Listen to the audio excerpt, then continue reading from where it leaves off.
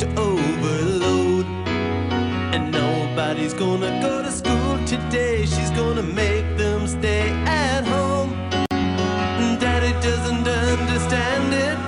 He always said she was good as gold. And he can see no reasons, cause there are no reasons. What reason do you need to be shown?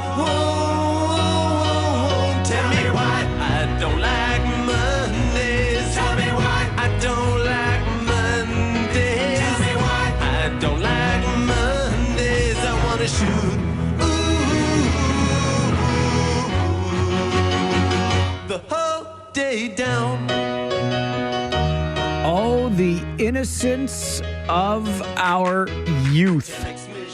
I loved this song when I was a kid. I thought it was always appropriate. Who likes Mondays anyway? But then you learn that this song by the Boomtown Rats was written based on actual events of a school shooting. And the young person charged in connection to that shooting said she didn't like Mondays. And so the song from Bob Geldof and the Boomtown Rats is recorded. Goes to number one on this day in 1979, the second number one for the Boomtown Rats. And for what it's worth, if it's okay to say such a thing, still like the song. It's a catchy tune, it's well written, got a great message in there as well.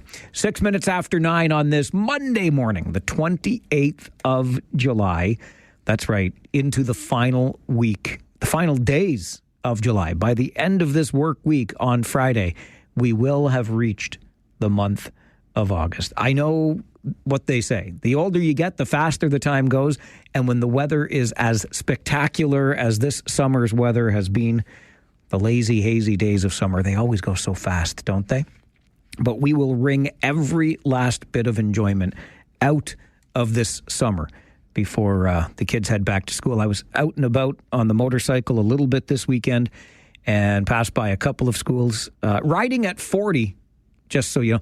These community safety zones, these school zones, the speed cameras that are in use, I'm looking at you, Rockwood. What are you doing on a Sunday afternoon with the speed camera taking pictures? Goodness gracious me. Anyway, they're everywhere. It's everywhere. It's a 30, it's a 40. You can't go through a town for love nor money these days without puttering along at 30 or 40 kilometers per hour. Anyway, I saw the signs outside those schools saying, looking forward to seeing our students back on Wednesday, September the 3rd. So we are definitely into that time of the summer where we start looking at what comes next with that return to school. When we returned to the office this morning, oh my goodness gracious, something had gone haywire with the HVAC system, and it was hot as HE double hockey sticks in here. But let me tell you something. Unlike what we hear from our school communities when the weather starts getting warmer and the buildings don't have air conditioning, can't send the kids to school. Nobody can get their work done. We got to do some remote learning or something like that. Yeah, the team was here. They delivered the news to you all morning long, despite the conditions, okay? And speaking of those conditions, if I may, was it just me, or were there a lot of Blue Jays fans in Detroit this weekend watching the Jays take on the Detroit Tigers? In fact, I've got friends from Wilmot that made the trip down to Detroit. So at least some of those Blue Jays fans then came from this side of the border. Like maybe there are Blue Jays fans in Michigan. But what I'm getting at here is this whole idea that we're not going to the United States because we're mad at President Trump, so we're all staying home, except, I guess, Blue Jays fans, because it was definitely elbows down for those Canadians who were more than happy to cross the border and watch our Jays take 3 out of 4 from the Tigers on the weekend. And we still have, the Blue Jays, that is, the best record in all of baseball. Put your elbow into that one. 1, 2, 3, 4, 5, 6, 7, 8, 9, 10, 11, 12. All right, let's get to your Farwell Show 5 for this Monday morning. Number 1, you have probably noticed this already, but it's hot. So So hot, in fact, that a heat warning is now in effect. Environment Canada says the multi-day heat event will stick with us through Tuesday. Temperatures expected to be between 30 Celsius and 34 Celsius during the day. Humidex between 38 and 42. Number 2, Cambridge Memorial Hospital says it's seen almost double the number of heat-related visits than usual this year. The hospital has treated 15 people in its emergency room for issues such as heat exhaustion, heat exacerbation, heat stroke, heat-related dizziness, and heat rash. That's compared to a total of 8 in the previous fiscal year. Number 3 on your Farwell Show 5 this morning, the site of the former Angie's restaurant on Herb Street in Waterloo could one day see a 39-story condo tower. But to get it done, the tower would need to get approval for zoning changes and changes to Waterloo's official plan. The city's current bylaws allow only for 30 stories in that area. A public meeting is scheduled for September, but you can get a look at the project now by visiting engagewr.ca. Number 4 on your Farwell Show 5 this morning. Several charges have been laid after regional police shut down an after-hours establishment in Kitchener. The raid happening yesterday morning in the Victoria Street and St. Leger area.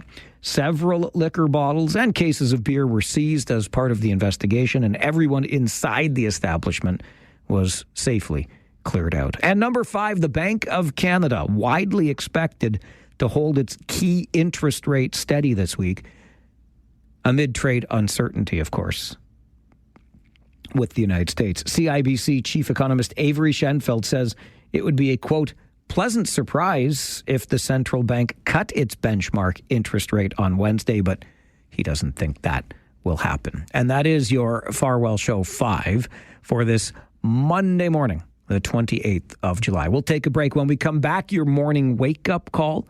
Is there such a thing as payola in talk radio? Because if there is, I think I might be guilty. The story coming up on your wake-up call. This is the Mike Farwell Show, 570 News Radio and Rogers TV.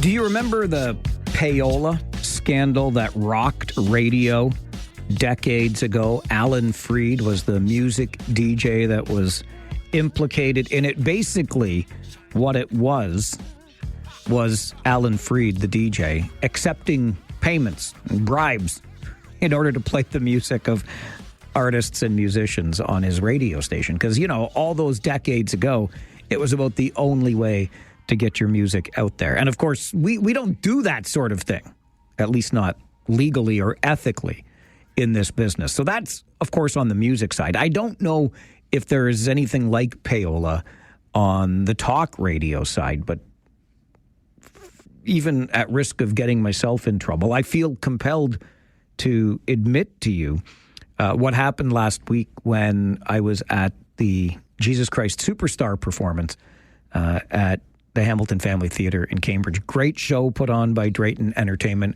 We loved it. And while I was there, I ran into regional councillor Matt Rodriguez. It happened to be at intermission. We were out in the main lobby, and I was in line to get a drink because, you know, I've been known to enjoy the occasional adult beverage. And Matt asked, are you in line to get a beer? I said, well, as a matter of fact, I am. He says, wait, I have an extra one. Long story short, he had this extra beer, and he offered it to me, which I gratefully accepted. Now, I don't know if now the next time, like I feel compelled, I owe Matt one for any particular reason. I don't think that's the case. I think, you know, it's a beer at a show that you were going to buy anyway. Stood around, had a little bit of a conversation. But just so we're all on the up and up here, there's the full disclosure. I bring this up because, as you know, Matt Rodriguez was recently appointed to our regional council. Appointed because he had the next most votes after regional council had to fill a vacancy.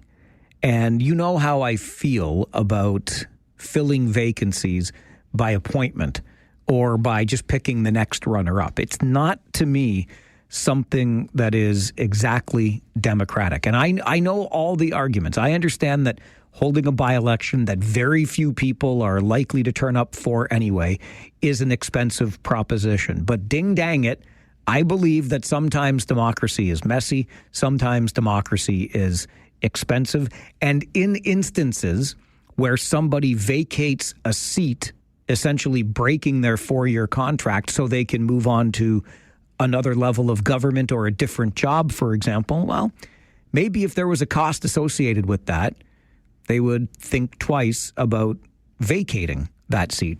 And I know in Matt's case, the seat was vacated under tragic circumstances with the death of a previous councillor. But we've seen many times people vacate their seats for a variety of reasons. And I don't love the process that we go through sometimes to fill that vacancy. Under the rules, you can make the appointment. You can have people apply like they just did in Guelph, and I'm coming to that story. You can appoint the next runner-up, right? You could hold a by-election, but we seem unlikely or unwilling to do that lately. Kitchener has appointed the next runner-up. Regional Council's done it a number of times now. And in Guelph, they also went through the application process. A seat on Guelph City Council became available because the previous holder of it ran for federal office, was successful, so left local office to run federally, is now an MP, and her seat on Guelph Council was left vacant. So what did Guelph Council do? Chose one of the options under the system, and that option was, let's put out a call for applications. Let's ask people if they would like to be a city councillor, have them send in an application, and we will choose from there. And Guelph Council got 26 such applications. 25 of those applicants showed up at the council meeting last week to make their pitch, and ultimately it came down to 2 people, Catherine Hauser and Rebecca Adam, were the finalists, and they were finalists because they tied with a 6-6 vote. So you go through 25 presentations, you whittle it down to 2, you vote, it's a 6-6 tie. So what do they do? What do they do in Guelph to appoint the next city councillor? They put the 2 names, Catherine Hauser and Rebecca Adam, into a box, and they draw the winning name. It's like a lottery to be on Guelph Council. And congratulations, I guess, to Catherine Hauser for being the newest representative for Ward 6 in Guelph. But wait, there's more. Because you see, Catherine Hauser, until having her name drawn from the box to become a councillor in Guelph, had been a school board trustee. And now the school board is going to have to go through the same process. Gee, what do we do? Appoint the next runner-up? Hold out for applicants? Hold a by-election? The school board's going to have to do the same ding-dang thing. I know this is allowed under the rules, but I'm begging you here. We've got to change these rules because clearly our councils cannot be trusted to do the right thing, which is to hold a by-election. You can be darn sure the school board's not going to hold a by-election to fill the seat, which will be filled in a general election next year. But come on with your coming on. You're drawing a name from a box to appoint a new councillor who now leaves a seat vacant on the school board, which will have to go through the same process. It's enough to make your head hurt. This is the Mike Farwell Show, 570 News Radio and Rogers TV.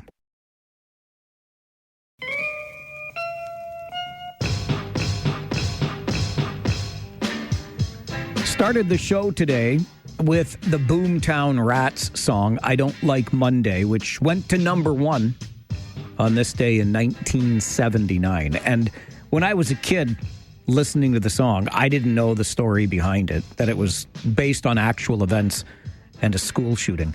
It's interesting how your perspective changes when you learn more. When I was a kid, and I absolutely loved the television show WKRP in Cincinnati. Shocking that a kid that gets into radio really liked the TV show WKRP in Cincinnati. But I really had no idea that Johnny Fever, one of the main characters, if he was not on drugs often, certainly acted as though he was. I was just oblivious to it when I was younger. The older you get, you look at it and say, oh, I see what they're getting at there. But there was this one episode in particular that I remember, and Johnny is asking, I think, it doesn't matter, one of the other characters on the show, he says, have you ever really gotten into your hand, man? It's like all the lines on there are little freeways and your thumb is the off-ramp.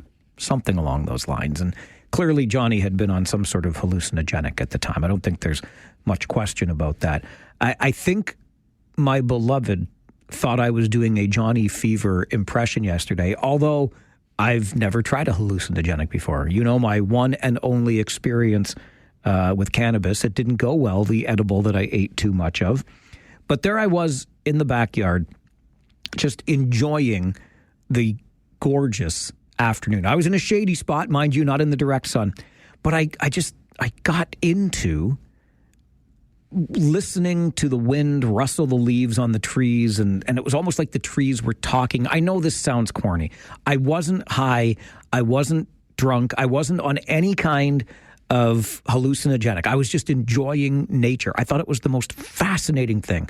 Listening to the leaves rustle, bigger trees, smaller trees. I swear, and I said this to my beloved, and she just shook her head at me. I said, it's like they're talking to each other, these trees, which is why I am so behind this effort from the BC Parks Foundation, which has created a prescription that doctors can prescribe to you that basically says, get the hell out of here. And by out of here, it means out of the office, out of a building, and go outside. This particular prescription is driven by healthcare professionals who want to improve their patients' health by connecting them to nature. You can actually get a prescription through this PARX program that says Farwell has to go outside for the betterment of his health. Could you imagine me bringing that note in here? You know, at 10:30 every day, Farwell's got to take a 5-kilometer walk. I'll see you at 11:30. But I love the idea. And maybe it would allow you to also listen to the trees talk to one another. We'll talk in the normal way on this show for the rest of the day, I promise. I'm going to get you an update from the 570 News Center, and then let's talk to the Cambridge business owner who has racked up hundreds of dollars in parking fines. But why? How? You'll find out next on the Mike Farwell Show. 570 News Radio and Rock.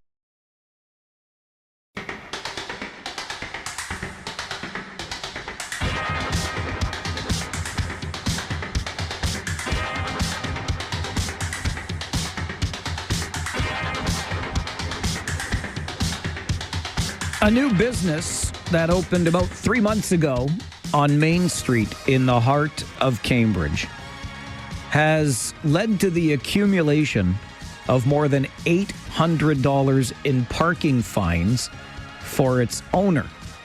How did this happen? What is going wrong here? We will attempt to get to the bottom of that as we are joined by the owner of Ritual and Rose on Main Street in Cambridge. Tony Stopika joins the show. Good morning, Tony. Good morning. How are you? I'm all right, thank you. How are you? I'm doing okay. Good. So how is it that you have managed to rack up more than $800 in parking fines since April? So I guess the long and short of it is I'm in a bit of a battle with the city of Cambridge regarding disability parking or accessibility. As a business owner, when I first opened, so it's on Main Street, and that part of Main Street is closed from May till October. And so there is no street parking in that area. Now, I parked at the beginning when I first opened, right at the end of March, beginning of April. And I would park, and there was no issue in the parking lot directly behind my store. And then all of a sudden, I would say in about mid-May, I started getting ticketed, and I thought maybe it was during events or they were enforcing, because it's always said 2 hours, but I would display my handicap permit that I have because I myself have a disability. I know in the city of Toronto, as an example, the handicap permit will override a lot of the disability, like that accessibility, because we need more time, and it's just sort of, I think, a respect thing. And so I was parking, and I continued to get tickets, and I said, I don't know where I'm supposed to park. And so when I called the city of Cambridge, I was informed that it doesn't matter that I have a disability, that I'm to park by the Cambridge Food Bank and walk. It's about a 300-meter walk, because that's a 12-hour parking lot.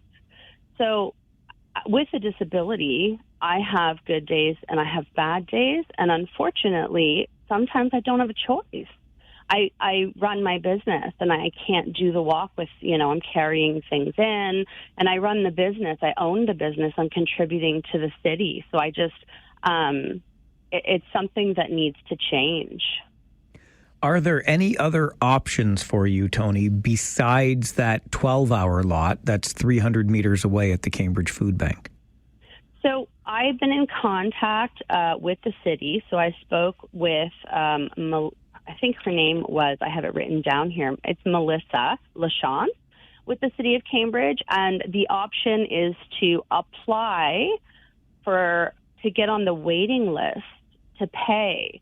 And I said, I don't feel as a business owner that I should have to pay for the parking permit, because I don't want to not be able to walk. If I was able-bodied, I would have no issue doing that walk. But physically, it's actually doing damage to my spinal cord. I had C3, my cervical spine, operated on, and I had to learn to walk again in 2019. And I was told that that's my option, that I can apply for a waiting list and maybe get a permit that I have to pay for. And that's not guaranteed. So yeah. I'm sorry, Tony, but is there no discretion here on the part of the city to accommodate somebody in the position that you're in? Well, so this is interesting, because so I was informed that essentially the bylaw officers operate as robots, essentially, and are not allowed to have discretion. So even though I, had my disability placard displayed prominently in my windshield, they literally put the ticket in my windshield directly beside it. So they are not permitted to have any discretion whatsoever. They adhere very strictly. And not only that, it's the same identification of the same officer. So they're actually targeting my car. It feels like exploitation, to be completely honest. How much of an impact does $800 in parking tickets have on your bottom line as a business owner? It's earth-shattering. I mean, I've been there for 3 months, and I mean, most people know that when you start a new business, there's obviously a ramp-up period where we're lucky to break even, let alone have additional funds, for paying anything else. So that is, and even paying for a parking ticket, not the ticket, but the pass, the permit, that is something that is not going to be able to be done at the moment, because we're trying to build this business from scratch, from the bottom up. So it is going to have a huge impact. I'm sitting on these tickets. I was told I can, go and contest them, but there's a stack. I have to go and contest, 30 or 40 of these tickets. Because when I have a really bad physical day and I'm in tears, I have no choice but to park close to my business or not open. I know that you have taken your story to social media. We are talking today. What has the response been like since you went public with your story? Oh, my goodness. I have a lot of support so I do have a very public TikTok account. A lot of people are piping up and commenting how City of Cambridge needs to step up and make a change. Additionally, I had a story that was run in Cambridge Today 2 days ago by Doug Coxon. And so it seems like the support is in my favor. Additionally, there is a huge movement in Cambridge to have a barrier-free Cambridge, which is being run by a fellow who, his name is Devin Sisak, and he previously worked with the city of Cambridge and was so frustrated that there was such a lack of mobility access for disability or handicapped individuals that he left his job and started Barrier-Free Cambridge. So this movement is so big, and it's impacting so many people, not just me. Has there been any movement on the part of the city, Tony, since the perhaps pressure is mounting now that you've gone public? Currently I'm speaking with a woman by the name of Sherry Roberts, who is trying to work with me specifically about a permit, but I still haven't been, told if I would be expected to pay for that permit. So, they're looking at my specific scenario, and I still don't know what that looks like. But my issue is that this is not reasonable for anybody, not just me. So as a disabled individual, if you are parking and you are fully immobile and you're in a wheelchair accessible van and you have to get removed from that van and then into your chair, and then vice versa when you're finished, going downtown, 2 hours is a ridiculous number. This is just not practical or in favor of those with disabilities. Tony, I appreciate your time on the show today. Good luck with this, and thank you very much for joining us. Thank you so much for having me. Tony Stupika is the owner of Ritual and Rose, a new business on Main Street in Cambridge. Because of her disability and the inability on many days to walk the 300 meters from a 12-hour parking lot, Tony has been using the Water Street lot directly behind her business, and in so doing has racked up more than $800 in parking tickets. The city says we might be able to fast track you for a parking permit, but that could cost more than $100 a month, and that's not feasible for the new business owner. But she thinks that there is some discrimination happening here because she is disabled, needs this access to her place of work, closer access, and is being punished by the bylaws because of it. It's an interesting story, to say the very least. Your thoughts on it? Should there be some wiggle room here on the part of a city bylaw to accommodate for somebody who needs closer parking access because of their disability? Let me know your thoughts. 519-570-2545, star 570, and 1-800-570-5715. This is the Mike Farwell Show, 570 News Radio and Rogers TV. They're looking at my specific scenario, and I still don't know what that looks like. But my issue is that this is not reasonable for anybody, not just me. 2 hours is a ridiculous number. This is just not practical or in favor of those with disabilities. Tony Stupika is a business owner in Cambridge. She suffers from a disability, has the disability parking permit to match, but there is no gray area when it comes to parking bylaws in the city of Cambridge. So as Tony parks close to her business because walking a further distance is difficult, she's been racking up parking ticket after parking ticket after parking ticket, more than $800 in parking fines since opening her business just 3 months ago. What do you make of the story? Let's go to the phones here from you. Scott, good morning. Good morning, Mike. First and foremost, people, that I am an able-bodied person, but I have a disabled person in my life. So until you have experienced disability where your mobility is extremely compromised, you do not understand the amount of problems that this parking situation causes. In my opinion, I think that the region itself should follow what Toronto does. They have if you have a legal spot where it's just a regular legal spot that you need to park in because you can't find a disability spot, and you have your placard, it should be just this is what happens. You're free to park there. They don't even charge you to park there in Toronto. It's basically free parking. So Sorry, go ahead. I'm just so I'm just so like there's not nearly enough spots, disability spots, for anybody in the region itself. Like there's just not. And for people to say, oh well, why do they get special treatment? Well, the reason why they get special treatment is because they have to deal with it 24 hours a day, 7 days a week, 365 days a year, and they need the help to get from A to B. It's simple. And until you've experienced it, you will never know. Scott, I really appreciate that call and the perspective. It's a really good point. If you're dealing with this disability 24 hours a day, 7 days a week, 365 days a year, what that parking pass enables you is a bit of a respite. Right? It might be a pain in the butt for the rest of us. Oh, that spot's gone, or this person's getting special treatment. But just think, you're extending, in Scott's analogy, the smallest of courtesies to somebody that deals with this around the clock and year round. Interesting perspective. Paul, good morning. Morning. Previous guy had a lot of the comments that I was going to make. I have a permit. I have more good days than I have bad days.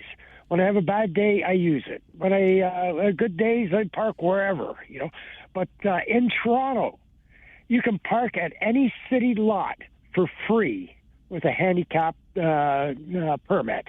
The overtime parking, the even beyond hours, you can park there with that permit. Now there are certain areas, like Yonge Street and during rush hour where you can't. But there's all kinds of parking available in the city of Toronto. I actually got a parking ticket in Toronto one time, for overtime parking. I had the permit there, and on the ticket it said contact City Hall. All it was the permit had slid down and they couldn't see the expiry date. Take a picture of it, send it to them, ticket canceled. It was so much better, there's not always a handicap spot. Now, the thing about handicap spot, there's more space to make it easier to get in and out. That's one of the big things. But why isn't that province-wide? Why does Toronto get that? And Cambridge, we got a couple of handicap spots. Like I said, I have more good days than bad days right now, and, it's getting to the point where there's more bad days than good days, but... come on. It's not that big of a deal. Change the laws and take away any restrictions on these permits. All right, Paul. Appreciate the call. It's not often I'd say something like this, but why can't we be more like Toronto? We'll take more calls right after this on the Mike Farwell Show, 570 News Radio and Rogers TV.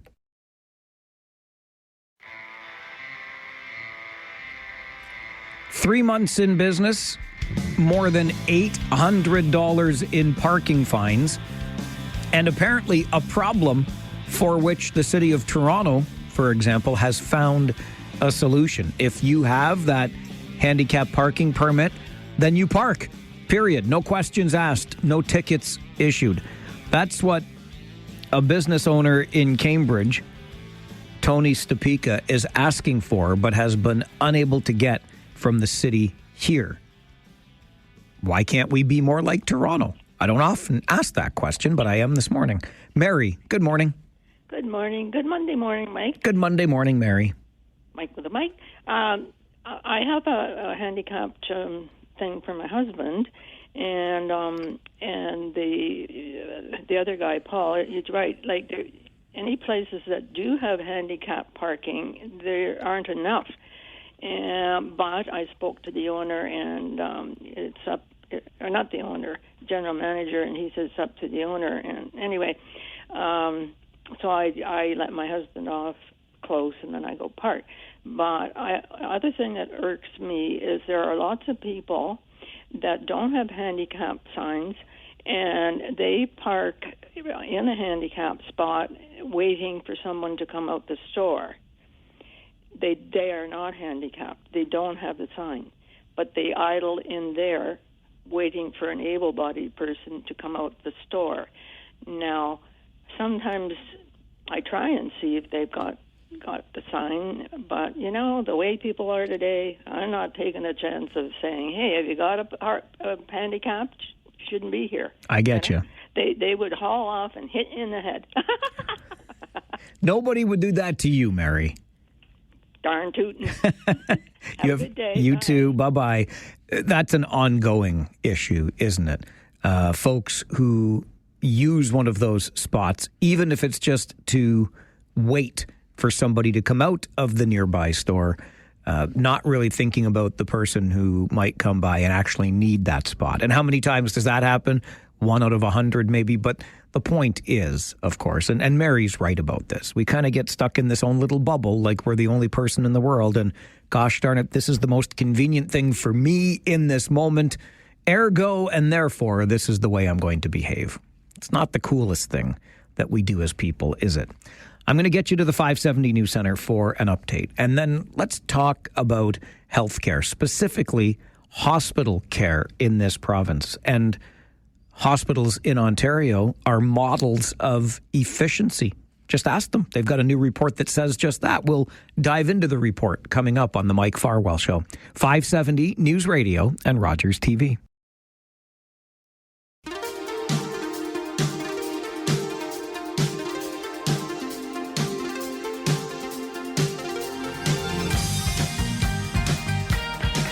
The Ontario Hospital Association has just released its third edition of the report, Ontario Hospitals, Leaders in Efficiency. And the report details just that, how Ontario's hospitals are leading the nation when it comes to efficiency. Melissa Procopy is Vice President, Policy and Advocacy with the Ontario Hospital Association, the OHA, and joins us for a chat. Melissa, good morning. Good morning, Mike. How are you? I'm doing well, thank you. How are you? I'm good. Trying to stay cool, as everyone is. That is certainly a challenge this summer, isn't it? My Absolutely. goodness. We're definitely getting our money's worth in terms of hot weather. I agree. And you know what? I feel as though we are owed this after the winter we had, Melissa. I'm not complaining. I'll take it. You and me I'll both. take it. You and me both. Thanks so much for having me. I know this is a really important report, and it's certainly something that I'm really interested in getting into with you. There's lots of specifics and I think lots of good core takeaway messages. So. Yeah, I'm glad we could make time for this conversation because it is a universally interesting issue to people. We've all been touched by the healthcare system at one time or another, and if not, we certainly will be. So let's start with talking about efficiency and how Ontario's hospitals lead the country in terms of efficiency. How are we defining efficiency? What metrics are we looking at to make that determination? Yeah, it's such a great question. And, part of this is thinking about how do we use the public dollars, the resources that we're given in the most effective way, right? So the government allocates a certain amount of money for different services. And part of this is thinking about how do we ensure that the dollars that the government is giving hospitals and other health sector organizations or services are being used most effectively. The same way you and I would stretch our personal dollars, the expectation is that public services like hospitals are also going to stretch their dollars. And in Ontario, this year, very, very pleased to say that once again, Ontario hospitals are leading the way in terms of being able to use their money in the most efficient and effective way possible. Now, we also know, Melissa, that we have a rapidly aging, if not already aged population, which will just put greater stress on infrastructure like our hospitals, like our healthcare system generally. How are we positioned to manage this increasing demand in the future? Yeah, I think that is the biggest concern for us and probably for most of us as Ontarians who, as you said at the beginning, we're all users of the system at one point. So let me give you a couple of data points. So our population in Ontario has grown about 10% in the last 5 years. And not surprising to most of us, the population is aging dramatically, as you said. And unfortunately, as many of us experience, whether it's through family members or friends, as we age, our health issues or health challenges tend to be more pronounced. And so in the next 15 years, we're expecting to see 3.1 million people living with what we call a chronic illness, one or more chronic illness. And these are things that you would associate, unfortunately, with aging. So things like diabetes, dementia, cancer. In 2020, the number was 1.8 million. And in 2040, the number is going to be 3.1 million. So we're going to see a dramatic increase in the number of people that are going to be needing to access the healthcare system for what are going to be probably more challenging situations than they are today. And I think, one of the objectives of this report was not only to shine light on the efficiency of the hospital sector, but also to really talk about the fact that we need to really think about how are we going to do things differently for the future. Because, the system that we have needs to adapt and change so that we can meet these chronic needs of this aging population, as I described. What do we need then to ensure we do have that necessary capacity? So I would say three things. One is we need to think about planning as a system. So the government has made fantastic investments in primary care. That's a huge step forward for many Ontarians who don't have access to a family doctor or a nurse practitioner. We need to think about investing and bolstering home care, community care, long-term care. Hospitals are just one part of the equation. So larger, kind of longer-term system and capacity planning at the provincial level. I think the second thing we need to do is really harness the value that innovation and technology can bring, not just to hospitals, but to healthcare in general. So, we've seen huge advancements with innovation and technology, clinical things like same-day procedures and organizational and administrative things. And, everyone is interested in things like AI and other types of technologies, and those can actually be hugely beneficial in the healthcare setting as well. So that's the second thing. And then the third thing I would say is I think we need to do a better job collectively of navigating some of these challenges and focusing more on prevention. And we like to think of that as upstream health. So, in the healthcare system, we're really focused on treating individuals who present with a sickness or an illness. And what we know is if we invest collectively more upstream, we can actually and hopefully reduce somebody's need to use the healthcare system down the road. And that's what we know about a lot of these conditions that I mentioned earlier, things like diabetes, things like dementia. There are things that we can do earlier on in someone's life to help either slow the onset of some of these diseases or eliminate their onset altogether. Are we currently funded at an appropriate level within the system? So I'll say for hospitals, I think the short answer is no. I think it's very complicated. We have seen dramatic changes in healthcare costs post-COVID for a variety of reasons, right? We have way more patients than I think we ever had accessing healthcare. The people that are accessing healthcare have more complex issues. Everything is more expensive for a variety of reasons. We have inflation, we have what's happening south of the border, and so the cost of providing care is more expensive. And we also have kind of structural challenges or historical challenges organizations are facing because of a variety of funding formularies. So I think the short answer is no, but I also think we can do a better job as a system thinking about how we fund things appropriately so that the investments that the government is making in healthcare, to your first question, those dollars are actually being used efficiently and as effectively as possible. Melissa, I really appreciate your time on the show today. Thank you very much for being here. My pleasure, Mike. Have a great day. You too. Bye now. Thanks so much. Melissa Prokopi is the Vice President, Policy and Advocacy with the Ontario Hospital Association. Its most recent report, the third edition of Ontario Hospitals Leaders in Efficiency. And it details, according to the Ontario Hospital Association, that our hospitals in this province lead the nation when it comes to efficiency. Ontario spends just over $1,900 per person on hospitals, which is the lowest in Canada.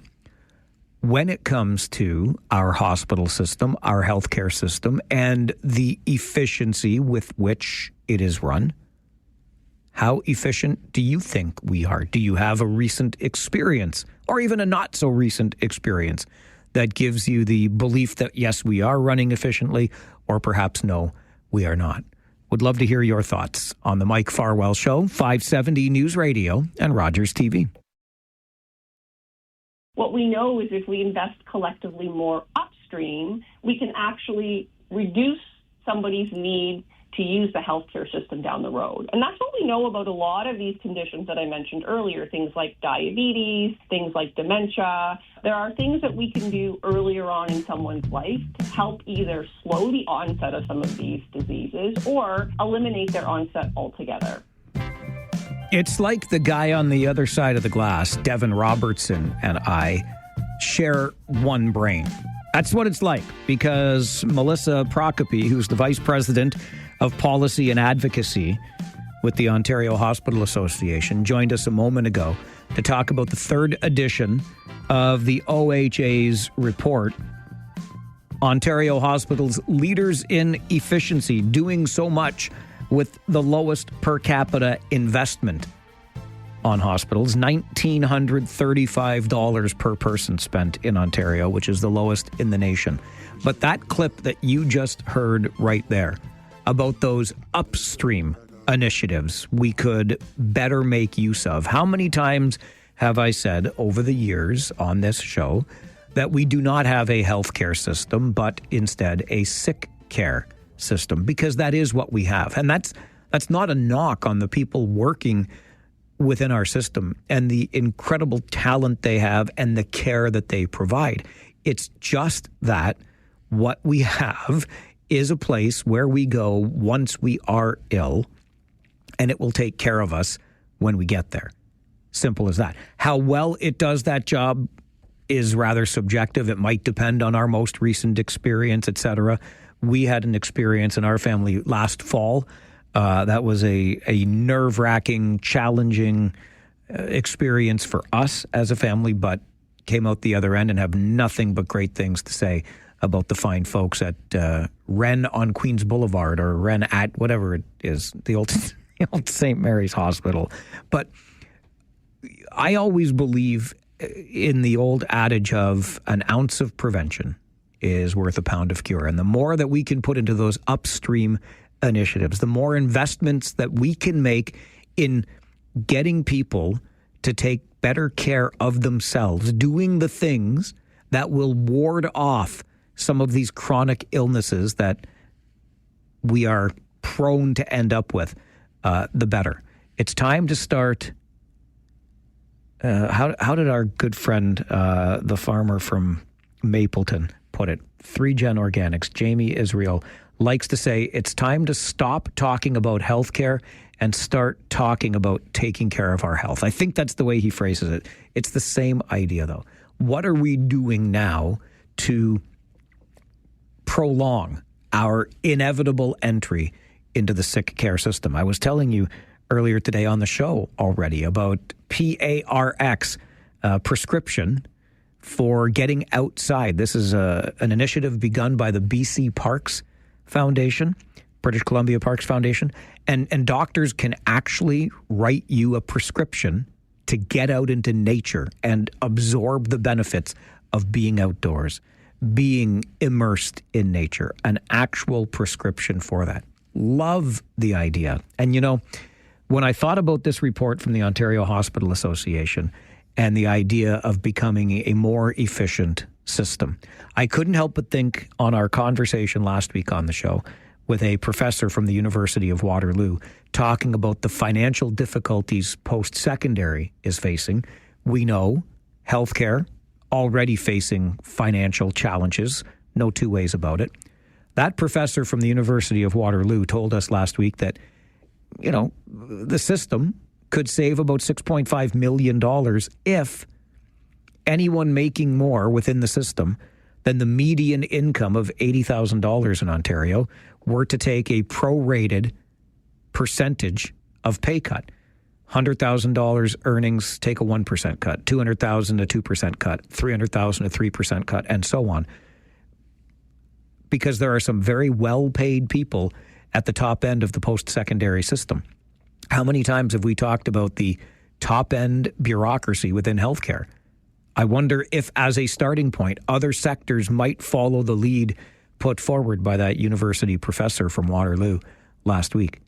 Just as a show of good faith. Hey, we're in it for the patients here. And this is our contribution to helping them towards better outcomes. This is the Mike Farwell Show, 570 News Radio and Rogers TV. JM Drama is staging a production of Harvey later this week at the Registry Theatre in Kitchener. Tim Farrell is the director of the show. Tim, tell us first a little more about JM Drama. Okay, well, JM Drama was founded in 1983. At St. Jerome's High School in Kitchener, we had a wonderful theater program. We had great teachers, directors, and a lot of us had just fantastic theater experiences in high school.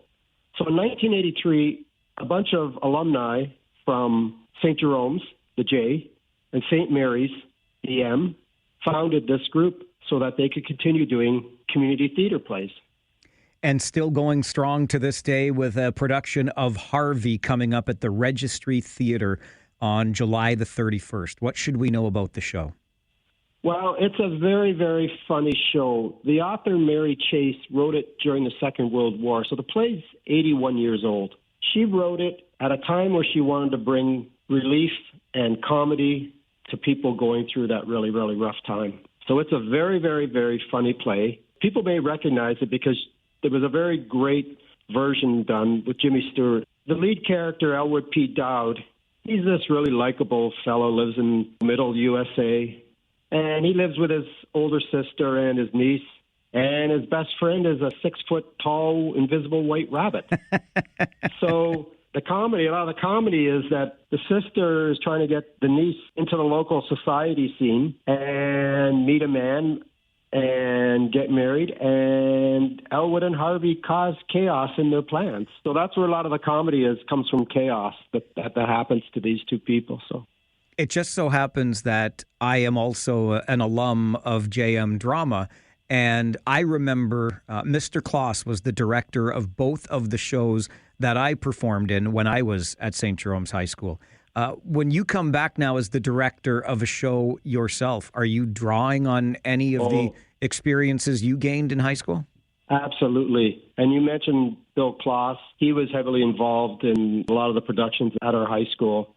And he was also one of the founding members of this JM Drama. And there's stuff that he taught me as an actor that I use today. I can hear his words when I'm telling my actors how to read an audience. And it was just from Bill's very wise advice. So. Yeah, it stands the test of time for sure. So Harvey, as I mentioned, opens July the 31st, runs through August the 9th at the Registry Theatre. How can we get tickets, Tim? You can get tickets from the Center in the Square box office. You can go in person and pick them up there. Or else you can get tickets by going to the Registry Theatre's website and order tickets online through there. Looking forward to another great show with our friends from JM Drama alumni.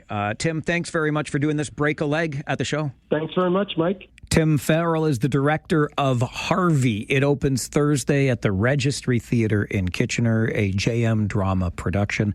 That Registry Theatre website, by the way, if you want those tickets, registrytheatre.com. I'm going to get you to the 570 News Center for an update. And then how would you like to be a tourist right in your own backyard? There are places that you regularly go and maybe some that you don't go as often. We'll take you on a little virtual tour next on the Mike Farwell Show. This is 570 News Radio and Rogers. It is your very own Waterloo Region summer cheat sheet. The places that maybe you go regularly or maybe you need to learn a little bit more about. That's why you need the cheat sheet. And when I come across something like this, I know that we have to talk about it in a little more depth. So the writer of the cheat sheet, Tara McAndrew, joins me in studio. Tara is also the brains behind Travel with TMIC, a blog and a place that we're going to get into this before we let Tara go today, because I want you to get the kind of help that only she can provide when it comes to managing all of those points and getting yourself really good deals when it comes to travel. But we'll start closer to home. Tara, good morning. Thanks so much for having me, Mike. It's an absolute pleasure. I think we know that in these here parts, we can always get a good apple fritter at the market or some other place around the region, et cetera. But if you were putting together, a short list of some of your favorite places in Waterloo Region that maybe we should spend a few minutes exploring this summer, what might those be? Yep. So if you are somebody who loves the outdoors, I would say hop onto any of our trails. We have the Iron Horse Trail, the Walter Bean, the Hydro Cut. If you're a mountain biker, it's one of the best trails in Ontario for that. And we even have bike rentals available in Kitchener. So River City Cycle, which is on the Iron Horse Trail, is a really great option for getting outside. We've got tons of festivals. There's the Blues Festival, which is free, coming up next month. We've got the Buskers Festival in Uptown Waterloo, another really family-friendly, fun event. Waterloo Park had huge renovations over the last couple of years. So Silver Lake, if you want to get that beach vibe while you're in KW. They've got umbrellas for you set up, and they've got lit up teeter-totters for the kids, and it's a very family-friendly morning to night space that's great to use. So that's a really good way to describe the renovated, if that's the right word, Waterloo Park. We kind of stumbled upon it because we're Kitchener folk, but we were up in Waterloo and went through the park and thoroughly enjoyed the vibe, the umbrellas, the sand. I mean, hey, it's not a full-on Lake Huron beach, but it's doing pretty well right in the city like that. Yep. It's nice, especially if you're in an office and need a little getaway during the day. You can just walk over, feel the breeze, see people enjoying the outdoors, and it's a good little escape. And you talk about those festivals, Busker, Jazz we just had in Waterloo, the Blues Festival coming. We're looking forward to seeing Burton Cummings. Way Back was just in downtown Kitchener this past weekend.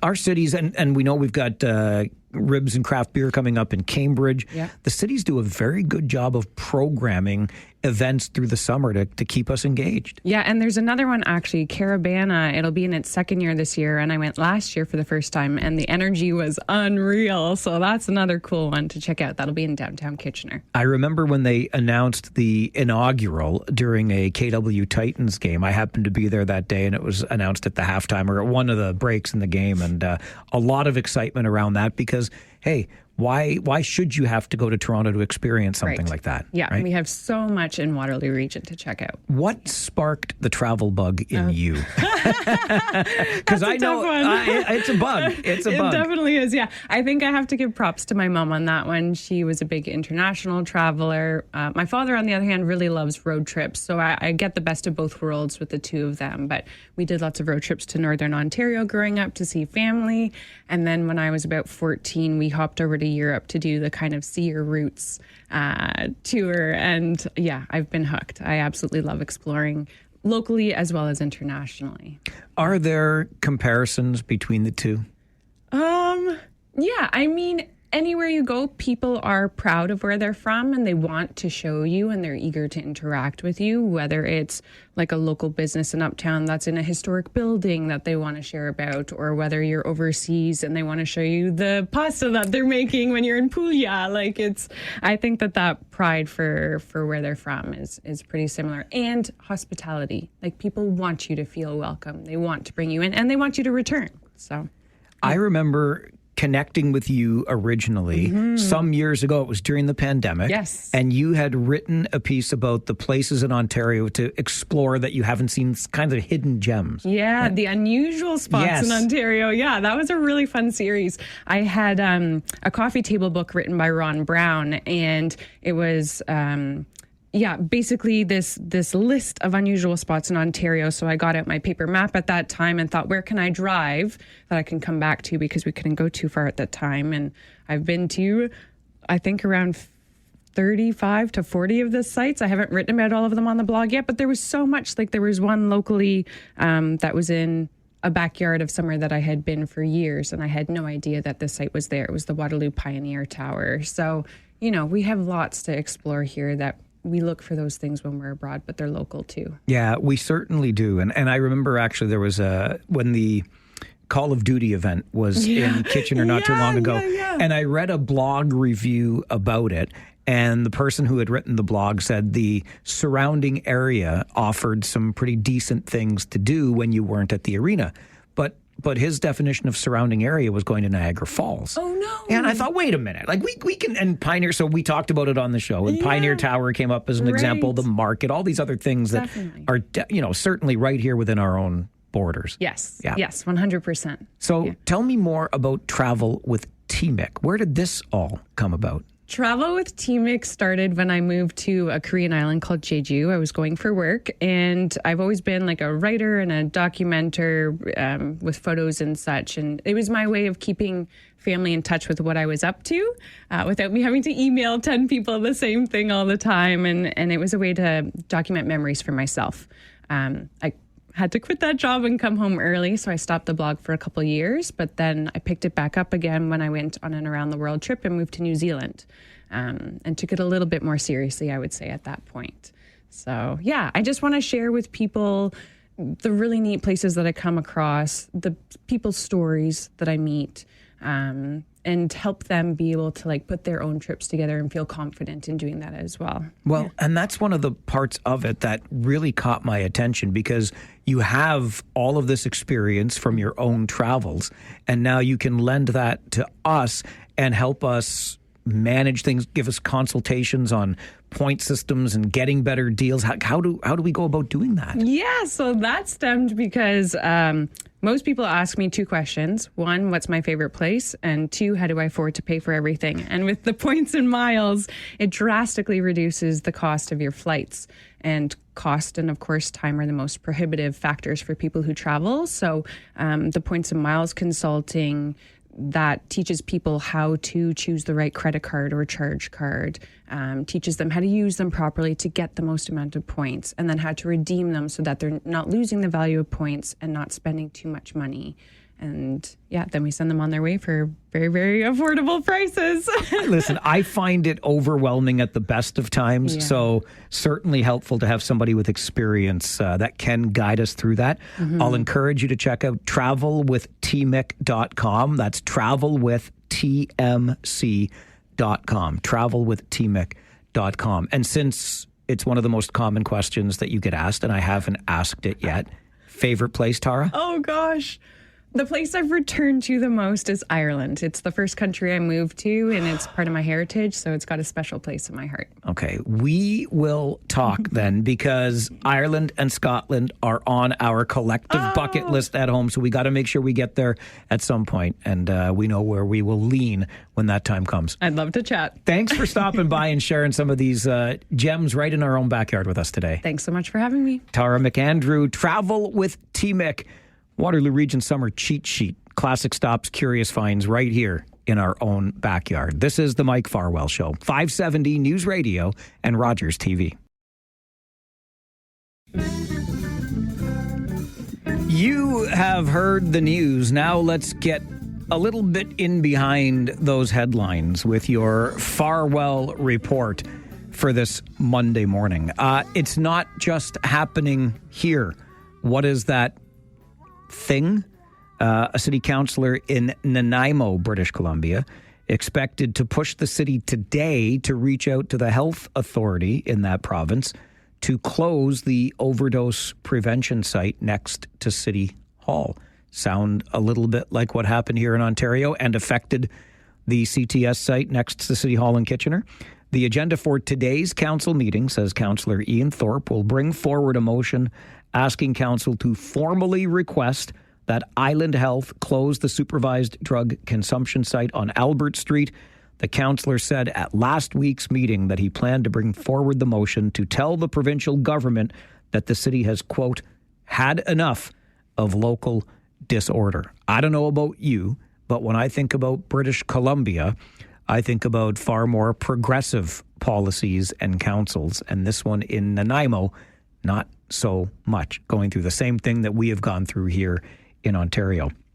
3/4 of Canadians, 75% of us, according to Environics research, are in favor of building a new oil pipeline to the west or east coast.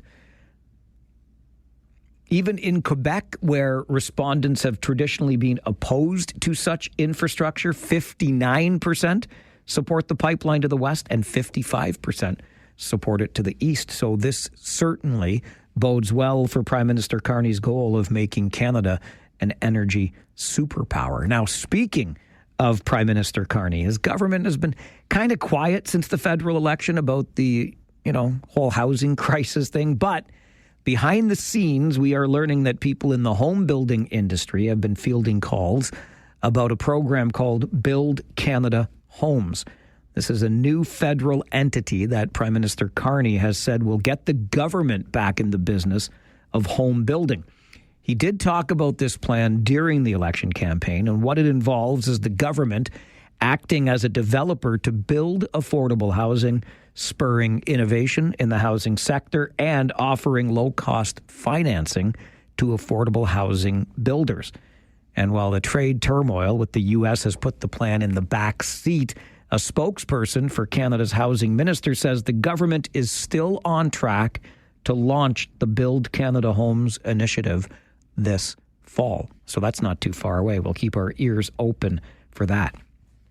Hey, how would you like to get an engineering degree from the University of Waterloo? Or should I say, how would you like to work in the world of Formula One racing? I don't know that F1 has ever been as popular as it is today, thanks to the Drive to Survive show that was on Netflix and, of course, the new movie with Brad Pitt. But a couple of young women, Claire Diffie and Christina Sullivan. Christina Sullivan, actually a native of Waterloo herself, both getting engineering degrees from the University of Waterloo, and now both working with Williams Racing in England on the Formula One circuit. How do you like that? Claire is an aerodynamicist. I'm just going to leave that right there. You can figure it out. Come on with your coming on, an aerodynamicist. And Christina works in CFD, or computational fluid dynamics. I'm not going to claim to understand any of it. I just think it's really cool that a couple of young women obtained engineering degrees from the University of Waterloo and are now working in the world of Formula One. And finally, on your Farwell report this Monday morning, 33-year-old man from Guelph arrested last week for breaking into the residence of an acquaintance and assaulting him. Around 10 o'clock in the morning, the man enters this residence, kicks in the door to the victim's bedroom, breaking the door, and then, once in the bedroom, he hits the victim over the head with a frying pan and then attacks him with a Nerf gun. It's not what you think. It's not like he shot little foam darts at him. If you're going to use a Nerf toy as an object to inflict harm, use the plastic. He beat him with the plastic part of it, you see. The guy fought back. The man fled, but was later arrested for break and enter and 2 counts of assault with a weapon, proving once again that if you attack someone with a frying pan, you're going to end up with egg on your face. This is the Mike Farwell Show. That's your Farwell Report, 570 News Radio and Rogers TV. KW Kiwanis is back with another Kids Day, offering fun for the whole family at Kiwanis Park in Kitchener. It comes up on Saturday, August the 2nd. And I hate to break it to you, but this Saturday coming is August the 2nd already. Steve Rand is the marketing director for KW Kiwanis. Steve, tell us what happens on Kids Day. The City of Kitchener has kindly given us access to the park and is going to give us the proceeds for the day. But the usual swimming is going to be replaced by a lot of free activities, including free food while supplies last, popcorn and ice pops and that sort of thing. But the main activity is swimming, plus the backyard games and entertainment that we're going to provide, which will be free. And one of the headliners is Eric Traplin. You probably know about him. He's a local children's entertainer. He'll be playing at 3:30 in the afternoon on August 2nd. It wouldn't be a day for kids without Eric Traplin being involved. Simple as that. I think that's correct, yep. So you mentioned, Steve, Saturday, August the 2nd is the day. It runs from 11 until 5. Eric Traplin will perform at 3:30. Why does Kiwanis do this? Kiwanis is a service organization which runs projects throughout the year to mostly with a focus on kids. Our other programs are scholarships and KW Kiwanis Music Festival. We even do fundraisers like the recent Waterloo Regional Health Network Gala that was run together with the Rotary Club to raise funds for the hospital. But the Kids' Day is sort of more of a family celebration, I would say, that we run in order to give back to the community after all these other activities that we run throughout the year. Is there a cost to attend? The way it's run is that the usual admission to the park, which is mostly for swimming ordinarily, will be charged. So it's whatever the numbers are. It's between $10 and $25, I think, on the website. But the difference is that the Kiwanis Kids Day will include the entertainment and activities, bouncy castle all day, and there are going to be drumming circles run by Bandology, and I mentioned Eric Traplin will perform at 3:30. And we provide food trucks and backyard games and so on. So it's quite a bit more than the usual for the usual admission price. We want to thank our sponsors, too, because Ford Motors has been very generous in supporting this. It's Ford Motors GM on Weaver Street in the city of Kitchener, and Costco. It's a community organization that's come together here behind this whole thing. Looking forward to another great day. Saturday, August the 2nd from 11 until 5 at Kiwanis Park. Steve, thanks for everything you and Kiwanis do, and thanks for joining the show today. We thank you for your time. Steve Rand, Marketing Director for KW Kiwanis. Enjoy Kids Day this Saturday. I hate to break it to you that this is already August this coming Saturday, but on the 2nd, enjoy Kids Day at Kiwanis Park. Details at kwkiwanis.org. I'm going to get you to the 570 News Center for an update, and then it's Monday. Time to take a look at this week in music history. How badly were the Eagles not getting along? How big was the rift? That and more on This Week in Music History coming up on the Mike Farwell Show, 570 News Radio and Rogers TV.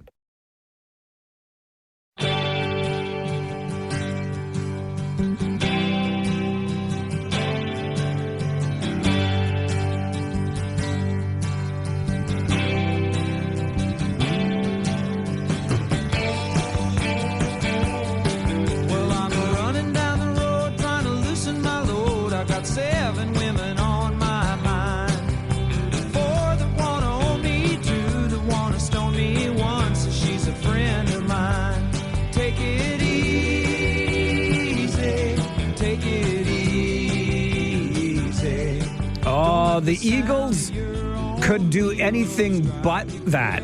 Take it easy on This Week on One Another, on This Week in Music History. We'll get to that story among the gems that our musicologist Brian Allison brings us each week on the show at this time. And don't forget to check out Brian's Facebook page under the same title, This Week in Music History. Mr. Allison, good morning. Hey, Mike. It's probably one of the biggest stories in the history of music, and that's why all of these decades later, it still resonates. On This Week in 1966, John Lennon said what about the Beatles? Well, he was, depending on who you ask, he was sort of misquoted or misunderstood. But this, yeah, you're right. This was a big, big deal. This was probably the first Beatle backlash that happened. It was a sign that, you know, the band was not infallible, and up until that point, their image has been squeaky clean. But July 29th, 1966, so Datebook, which was a magazine in America, published an interview that John had done with UK reporter and friend of his, Maureen Cleave. And in the interview, they were talking about religion, organized religion, specific to the United Kingdom. And John said, quote, "Christianity will go. It will vanish and shrink. I needn't argue about that. I'm right and will be proved right. We're more popular than Jesus now," meaning the Beatles. So that was not received well in America. American Christian groups were outraged, particularly in the Deep South. There was many organized bonfires burning Beatle records and memorabilia and whatnot. And weeks later, John had to apologize and basically said, I was saying it sort of cynically, that what a world we live in when the Beatles or any musical group is more popular to children than Jesus is. And that's what he meant by the remarks. He wasn't saying that the Beatles were greater than Christ. He was just saying, this is the world we live in, that Beatles are more popular than organized religion. And I don't think he was wrong. I don't think he was either. And we could make that, I think, case to this day for many a pop culture icon. Well, I think if you polled a group of teenagers in a high school today and said, what would you rather do on Sunday? Do you want to go to church or do you want to go to a Drake concert? I'm pretty sure I know which box they're going to check. A very fair point indeed. Former member of Fleetwood Mac releases her debut solo album on This Week in 1981. And a week from this week, in present day, I was supposed to see her in concert. Amazing. Stevie Nicks, yeah, what a voice. She had such an amazing career with Fleetwood Mac. That's, really how she defined her career, was as one of the singers for Fleetwood Mac. But yeah, July 27, 1981, she released Belladonna, which was her first debut solo album. And she brought in a team of songwriters. Jimmy Iovine produced. Tom Petty was also involved in the production of the album and some songwriting. And it was a hit. It yielded 3 U.S. hit singles: Stop Dragging My Heart Around, which was, of course, the song that she did as a duet with Tom Petty, and a few other songs which were big hits. So, yeah, it was pretty big. There's some trivia attached to this. Stevie Nicks was very keen to quit Fleetwood Mac at the height of their popularity in the 70s, when Rumours was actually at its peak. She wanted to leave the band because she wanted to join another band. Who was that band? I do not know who that band was. Wow, it was, in fact, Tom Petty and the Heartbreakers. No kidding. She petitioned and did a major sales pitch with Tom and really wanted to be part of Tom Petty and the Heartbreakers. She was a big fan. She loved his songwriting. That was where she wanted to be. And Tom simply said, well, there's no girls in the Heartbreakers. And she said, yeah, but, it would be great, and I'd be amazing, and, we should do this. And he said, yeah, but there's no girls in the Heartbreakers. And that's how it ended.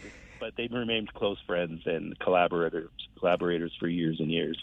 Stevie Nicks on the bill with Billy Joel. We were to see them next week in New York, but Billy fell ill. The concerts got canceled, and so our Billy Joel Stevie Nicks concert, poof, gone just like that. And what a bill that was. Oh, my gosh. I was very excited. Oh, well, we'll have to figure out something else to do with our summer vacation, I guess. Another one I wanted to touch on, because I started the show with this song today, and when I was a kid, it was just a kind of pop tune that I enjoyed. I still actually like the song. It's very catchy, but boy, oh boy, when you get the story behind the song, it changes things, doesn't it? It really does, and I think it was kind of a well-kept secret for years, because I remember when this song was out, and I don't remember at the time, the buzz about what the story was behind it. It was just a catchy song about, I don't like Mondays, and nobody likes Mondays, so people, were very endeared to that song. But yeah, it was written by Bob Geldof and performed by the Boomtown Rats, his band. But it was really about one of the first school shootings. Brenda Ann Spencer was a 16-year-old girl who had some mental health needs. And one morning she woke up and decided to take open shot at the school across the street from her apartment. And she ended up killing 2 adults and injuring 8 children. And when she was arrested, they asked her, why did you do this? And she said, I don't like Mondays. This livens up the day. It's incredible. Yeah. So Bob Geldof took inspiration for that and wrote I Don't Like Mondays, and became a major hit for the Boomtown Rats in 1979. It certainly did that. Brian Allison is a musicologist. He joins us every Monday morning at 11 for This Week in Music History. Don't forget the Facebook page of the same name. Give it a follow, This Week in Music History. And following this quick break, take it easy. How uneasy were the Eagles on This Week in Music History. And if you don't like Taylor Swift, maybe this will change your mind as we continue This Week in Music History on the Mike Farwell Show this morning. 570 News Radio and Rogers TV.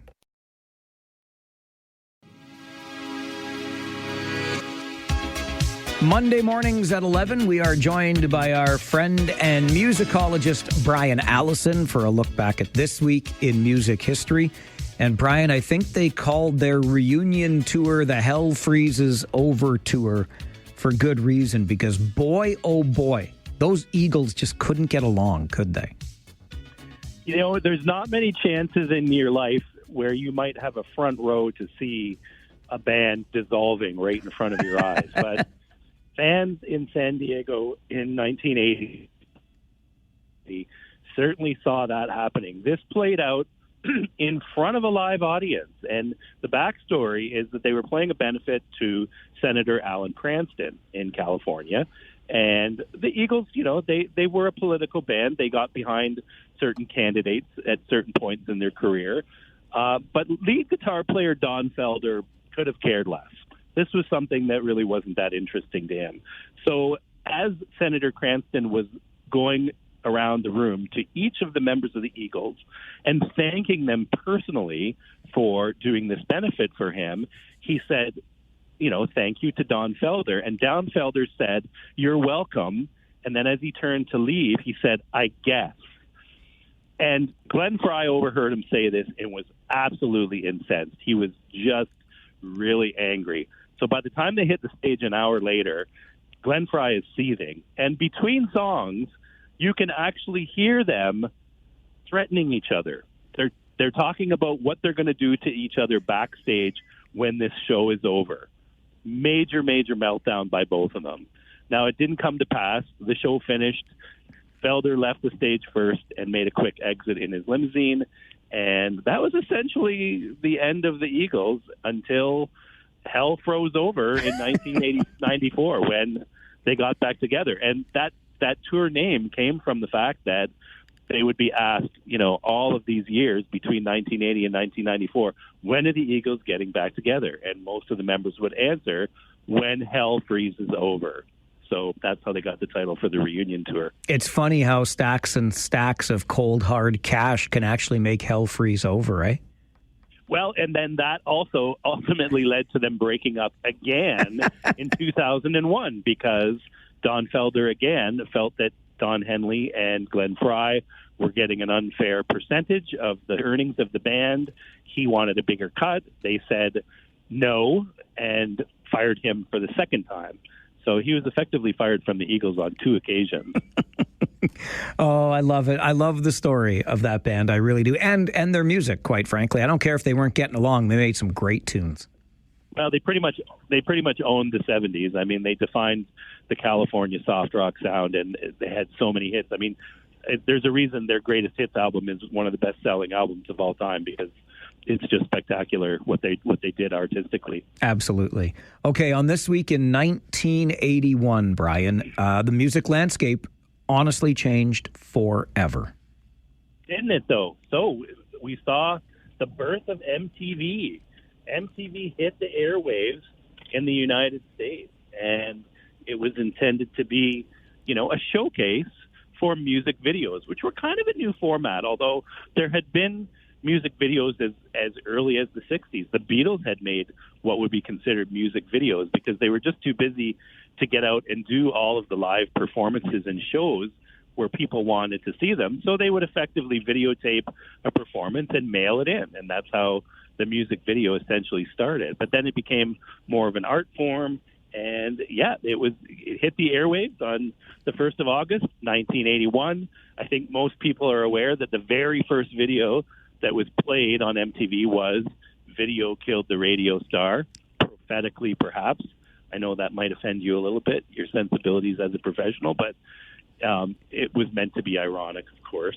But yeah, it was a big deal, and of course it led to Much Music launching in Canada and all the other video networks around the globe. So it was a pretty important thing. Taylor Swift has become a polarizing figure. I think to some degree it would be fair to say maybe it's because she just is bigger than big. I don't know. But if you felt one way about her, maybe you'll feel a different way when you learn what she did as a thank you after the Eras tour. Yeah. So, I mean, it was such a massive tour that she did in 2023, probably one of the largest tours ever to take place. And, you know, when you're on top, when you're number one, when you're the largest performer in the world and the most in demand and raking in the most amount of capital, people tend to, you know, dislike you for that. And Taylor has certainly taken on her share of criticism, but, you know, she's a great songwriter, a fantastic performer, and we learned an incredibly, incredibly generous spirit. So when the tour concluded, she gave out some amazingly hefty bonuses. Her truck drivers were paid an extra $100,000 bonus. She just handed out checks for $100,000 to most of her staff, including anybody working on the tour, some of the catering chefs, the sound technicians. In all, she handed out about $55 million in bonus money to her already well-paid staff. So, again, say what you like about Tay-Tay. She's a generous spirit and takes care of her people. I think I learned something about you today, Brian, and that is that you have no fear of spiders. You are not an arachnophobe, because this tour in 1987 could not keep you away. Wow, yeah, for sure. This was a big deal, and I remember even then scoring tickets to this tour was a pretty big thing, because it was going to be like the summer tour of the year. So July 30th, 1987, David Bowie kicked off his North American leg of his Glass Spider tour. And this was a huge, huge production. The stage was designed to look like a massive spider, about 60 feet tall, 64 feet wide. And the set took about 43 tractor-trailer trucks to move from city to city. So a massive, massive production. And I was lucky enough to get tickets as a young 17-year-old, and it was certainly a life-changing concert. You know, just to see Bowie was an incredible thing. To see the production of the show was amazing as well. It was like nothing anybody had ever done before. And then you had the bonus of two great opening bands in Duran Duran, who in 1987 were kind of on the downshift of their big early 80s career, but still a great live band to see. And the Northern Pikes, Canada's own Northern Pikes, on their very first North American tour, major tour, opened the set for them.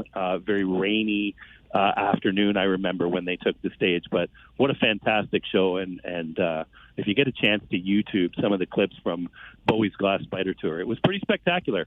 Very cool memory, for sure. Okay, and one final note, because I couldn't let this one slip under the radar here. I'm not sure if I'm going to mark this momentous occasion tomorrow by listening to My Favorite Headache or reading the Big Book of Bass. One or the other, but I think that's only fair to the icon that celebrates a birthday tomorrow. Oh, we couldn't let this go under the radar, could we? No, sir. July the 29th, Geddy Lee from Rush turned 72 years old. So Geddy celebrating his 72nd birthday. And, you know, I mean, what can you say about Rush? They're just iconic as a band. Geddy is one of the most respected bass players on the planet, a terrific guy as well, from what I hear. Never got the chance to meet him, but would love to. And we wish Geddy Lee a very, very happy 72nd birthday. Indeed, we do. And as always, Brian, appreciate your time on the show. Thanks again for being here. Love it, Mike. I'll talk to you next Monday. Look forward to it. Brian Allison, musicologist, joins us every Monday at 11 for This Week in Music History. Don't forget to follow the Facebook page of the same name, This Week in Music History. Pick up all of these tidbits and more. Brian joins us Monday mornings at 11 here on the Mike Farwell Show, 570 News Radio and Rogers TV.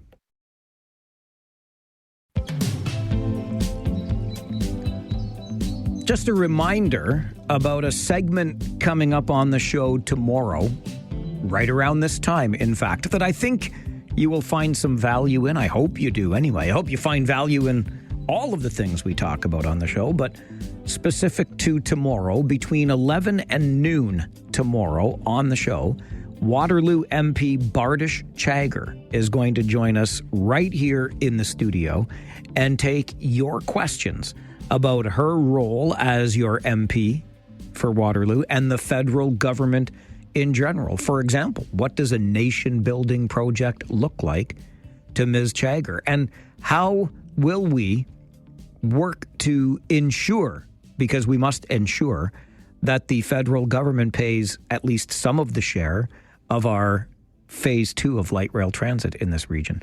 Any other questions that you have for your local MP, Bardish Chagger, on the show tomorrow between 11 and noon when she joins us right here in studio. We'll get you an update from the 570 News Center right now, and then David Drewe joins us for his weekly Drewe's Views coming up here on the Mike Farwell Show. 570 News Radio and Rogers TV. Has anybody heard from Crazy Dave? Has anybody heard from Crazy Dave? Has anybody heard from Crazy Dave? Now that cat couldn't spell to win a bet, but he carried this battered notebook full of his poetry. More soul per square word than the Lord's Prayer.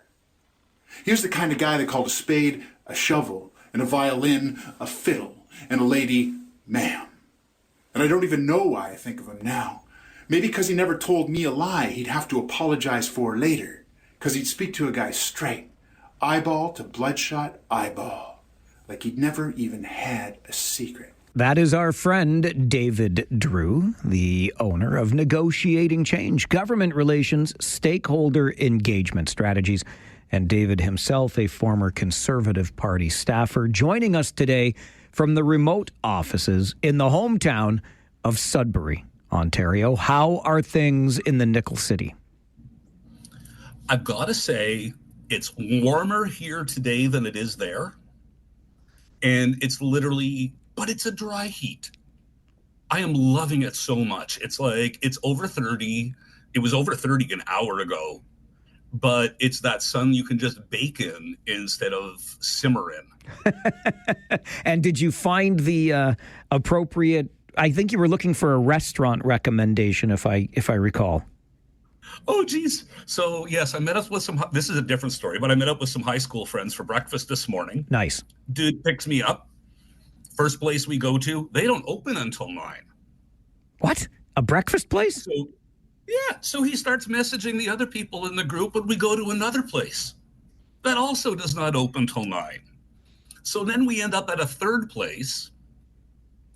It's open, but I swear to gosh, I could have left my hotel, hopped the fence, and walked into their parking lot. Instead, we were driving all over the south end of the city trying to find other places. It's just like, this is what happens when I get together with high school friends. What time do folks start work in Sudbury if you can't get breakfast before 9 o'clock?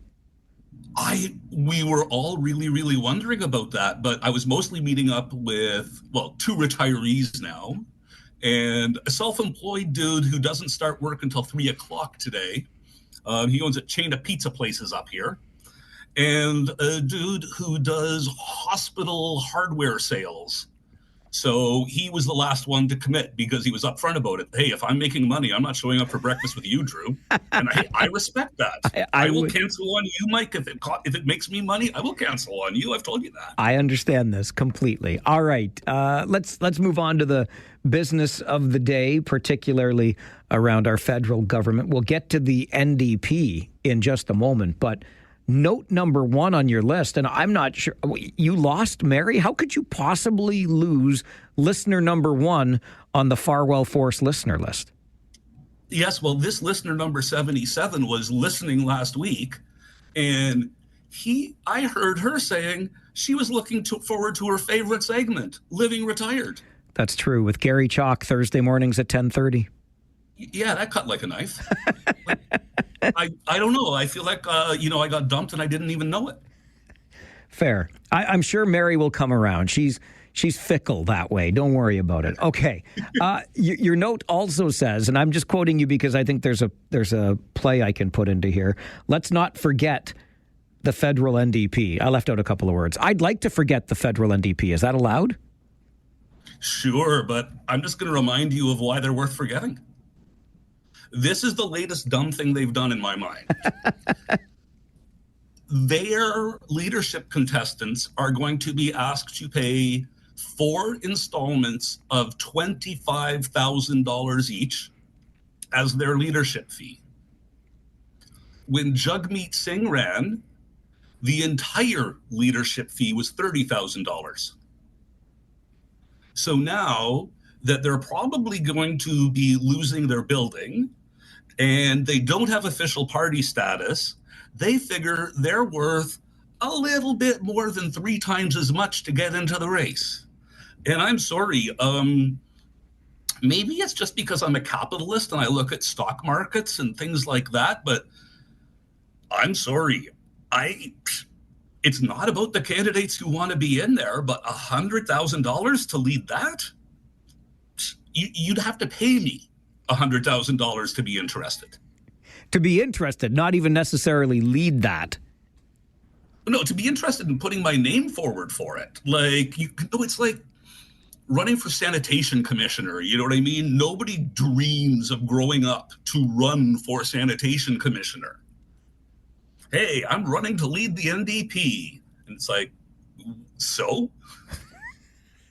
All right. I think we feel similarly about the longest ballot initiative. And I will admit, I've maybe come around a little bit. Initially, I thought this is kind of cute. This is kind of novel. Let's show that we need more voices represented on ballots. But I personally feel as though this is getting ridiculously out of hand. What are your thoughts? Well, I honestly, I really don't care about it that much. I think it's a pain in the butt because, like, elections cost so much. Well, you know how much more they cost when your ballot has to be 2 meters long? A whole lot more. You have to get custom printing done for stuff like that. Sorry, like, it's so inconsistent, but it's not a scam. Pierre Poilievre is calling it a scam because, there's going to be a record-breaking number of candidates running in the riding he's running in the by-election, but that doesn't make it a scam. It's stupid. To me, it's like the people who deface art to protest climate change. It's like, wait, what does that have to do with what? I don't get it. And that's where I am with this. It's, okay, so you want proportional representation? And your way to bring that to the fore is to have a 2 meter long ballot? I don't understand how these two dots connect. It's too much effort to get to the point of what they want. And it's the easiest change they're talking about is saying that you can only be an official agent for one campaign at a time. Because the smart money says that about these 200 candidates running, more than 100 of them are going to have one official agent for all of them. And that's a little bit of a joke on the system right there. Anybody who's run a real campaign will tell you that their official agent has a rough, time-consuming, detail-oriented job. Like, when you're in politics, people don't get this. There's 3 sets of books. You've got your campaign books, you've got your party books, and then you've got your actual bank accounts with physical numbers, because there's one set of rules for costs for campaigns, another for the party during, and then another for what you actually have in the bank account. And this guy is pulling this off for independent candidates, hundreds of them. If you just say 1 per candidate, wow, all of a sudden this protest goes away without any limitation on democratic rights. One of the editorial cartoons I saw today had the longest ballot coming out of the returning office and Pierre Poilievre thinking it was a red carpet. No, that's not the red carpet. That is the ballot for this particular by-election. And in fairness to Pierre Poilievre, scam or not a scam, it's going to be a whole heck of a lot harder to find his name buried amongst the other 199 of them. Yes, however, you've got to keep in mind, these ballots have to be visually accessible. So it's not going to be tiny, tiny print allowed. And he's going to have the most name recognition. That's just it. All these other ones who are throwing their names forward, unless one of them is named Pierre Poilievre is probably okay. He probably is. There was a Santa Claus that ran in the last federal election thanks to this ballot system here in the region.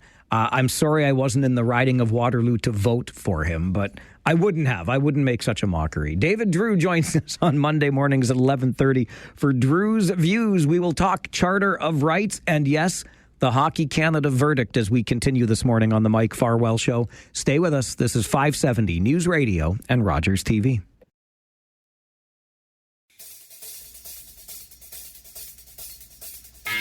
And if it's Monday morning at this time, it means we continue with Drewe's Views. David Drewe, the owner of Negotiating Change, Government Relations Stakeholder Engagement Strategies, joins us to share his views on Monday mornings at this time. Let's talk the verdict, David, and that's the way I've been describing it since it came down on Thursday afternoon. I think that's all we need to say. The verdict. It sent ripples clear across the country. And yes, indeed, there have been a number of takes following that verdict. Would you like to add on to them? I don't want to add on to them because there have been a million of them, and I think a lot of them were quite well thought out. But the stupidest narrative I've been seeing is that this case was an ideal candidate for restorative justice. And I'm sorry, it's not. It is probably a textbook example of the worst case for restorative justice. Restorative justice is best when there is an ongoing relationship between the victim and the perpetrator, shall we say. You know, if you have a neighbor dispute, if you are in business of some sort together, if it's property damage, a drunken brawl, you know, these are things where restorative justice works wonders. However, none of the players lived in London. None of them had a prior relationship with the victim. What is the point of restorative justice at this point? There's a good reason why the government does not allow the court or the Crown to use restorative justice. Like, what?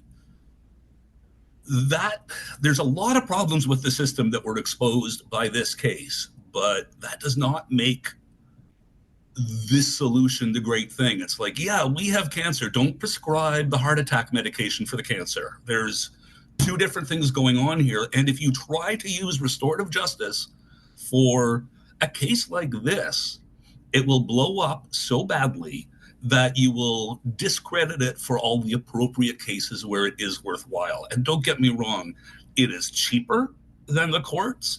It is cheaper than the penal system.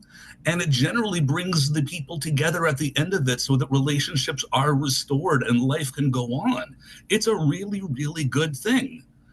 But you meet five strangers in a bar and end up with a he said, she said the next morning. That is not restorative justice. First of all, on one side, 4 of the 5 players, believe they didn't commit a crime. One of them did offer restorative justice, but for what, we're not sure, because he also pled not guilty. So would they have been willing to plead guilty in exchange for some sort of service? Doubtful, because they don't want that on their records. I don't know. I just think, yes, a whole lot of problems with the system were exposed. Oh my God, the whole thing about Hockey Canada settling out of court without even the players knowing it had occurred. Doesn't that put a whole weird curveball on everything? It's sort of like from the very beginning, you were thinking, wow, these guys settled to keep this quiet. And it's like they didn't even know that their settlement had occurred. So much, so wrong with so many systems on this. But you're not going to solve it with restorative justice. That's a really interesting take. And I will shamelessly self-promote that tomorrow morning at 10:30 on the show, we're going to be speaking with a professor from Dalhousie University that believes this verdict and this particular case is a perfect example of why restorative justice should be allowed in instances like this. And if I'm honest, David, having not conducted the interview yet and heard this professor's arguments, but I actually think it would have been very useful in this case, irrespective of the victim and the perpetrators, shall we say, not knowing one another. I think it offers a real opportunity, as opposed to these 5 young men being found not guilty and now just going on with their lives thinking, well, that's it. I didn't do anything wrong. I wasn't guilty in that hotel room.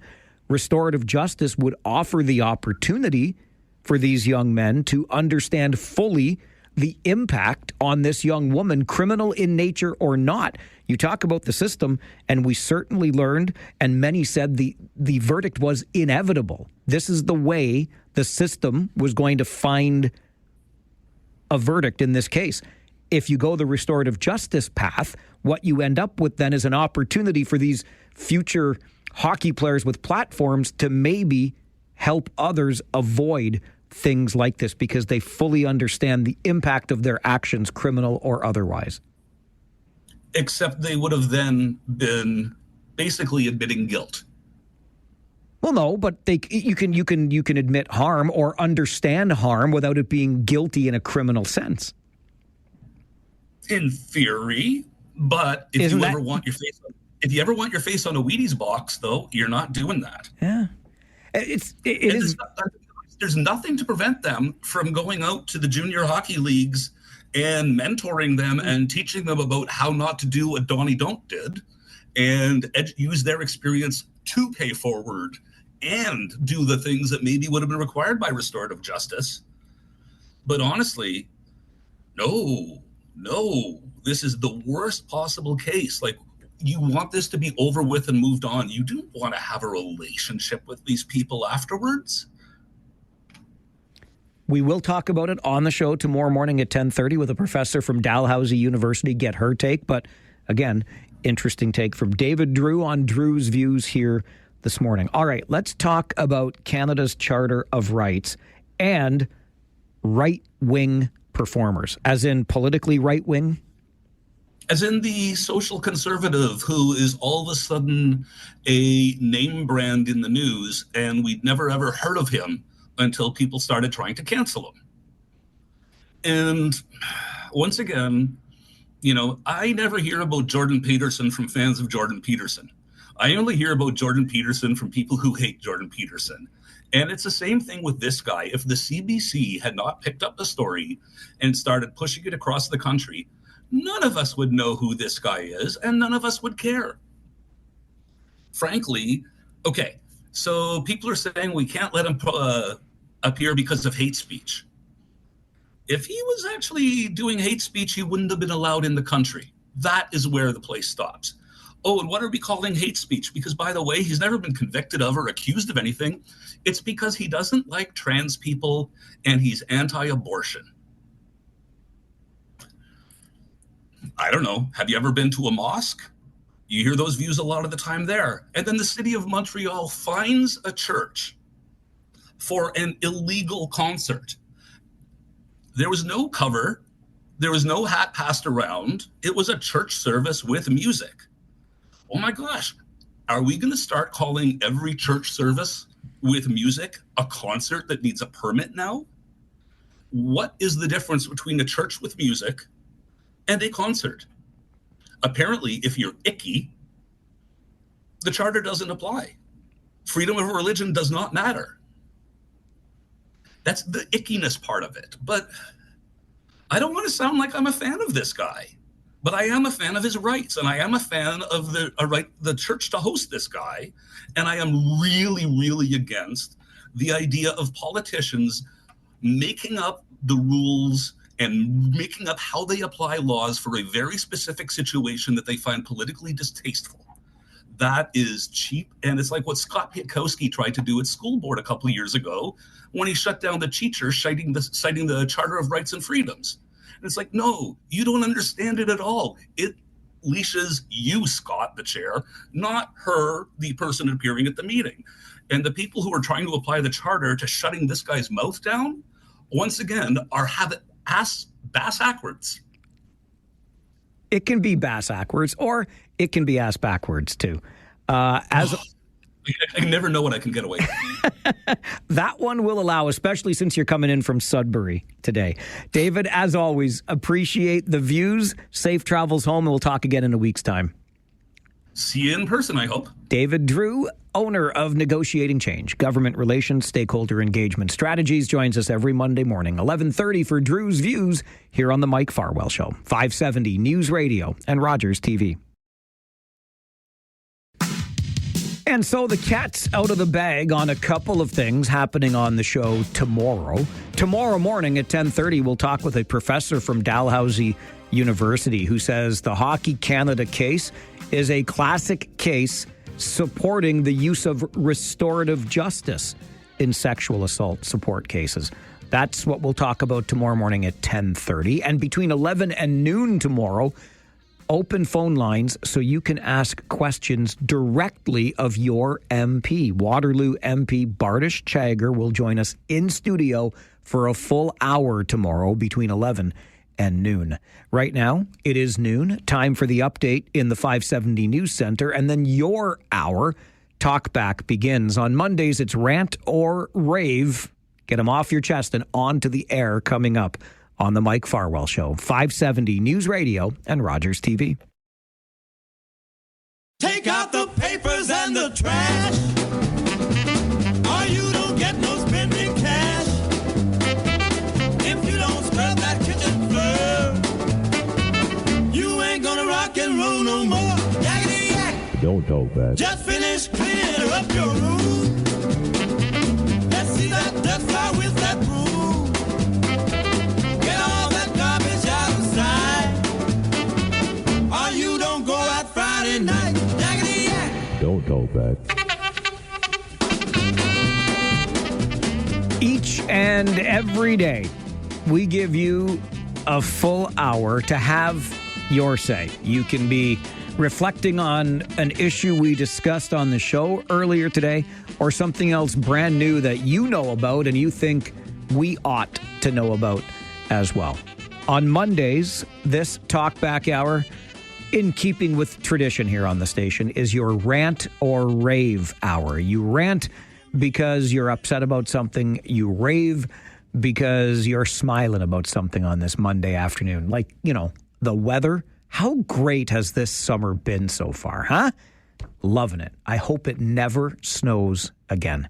Get your rants or your raves off your chest and onto the air at 519-570-2545, star 570, or 1-800-570-5715. Dave, listener number 47 on Farwell's Force, good afternoon. Good afternoon, Mike. I'm glad I'm first to start it off for a Monday afternoon. I'm glad you are too. I have one huge rave comprised of three individuals. Okay. This is on our women's competitors on the world stage. Summer McIntosh is number one. All right. Briefly, on the 400 free, she blistered that race. She didn't just win it. She blistered it. She beat everybody by a huge margin. And on the second race, which I watched this morning online, she won, again, a gold medal. And I believe she was very calculated and knew what she was doing, and it was just a calculated race, and she won that, of course. And then the second person is in that same race is Harvey, who came in third. You know, it's a medal round, so it, to me that was both plus.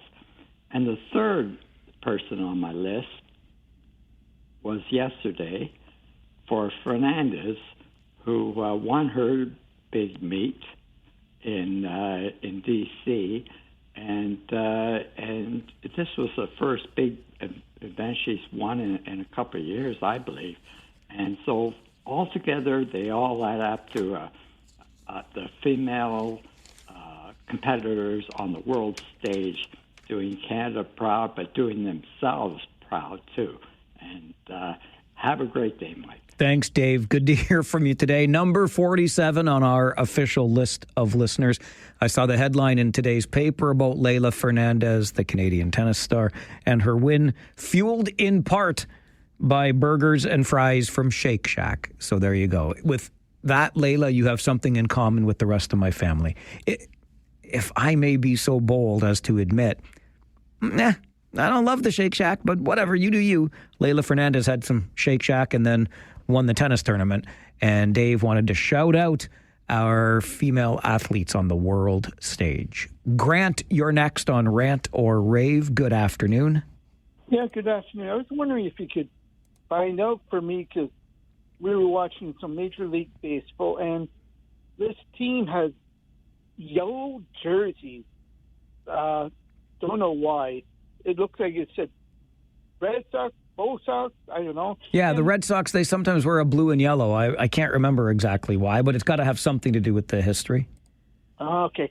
And then with these murders at this university in the States, was it like a secured unit? Did it have security? Or was it just your regular resident that doesn't have any security at all? I'm sorry, Grant. I'm not familiar with that specific case.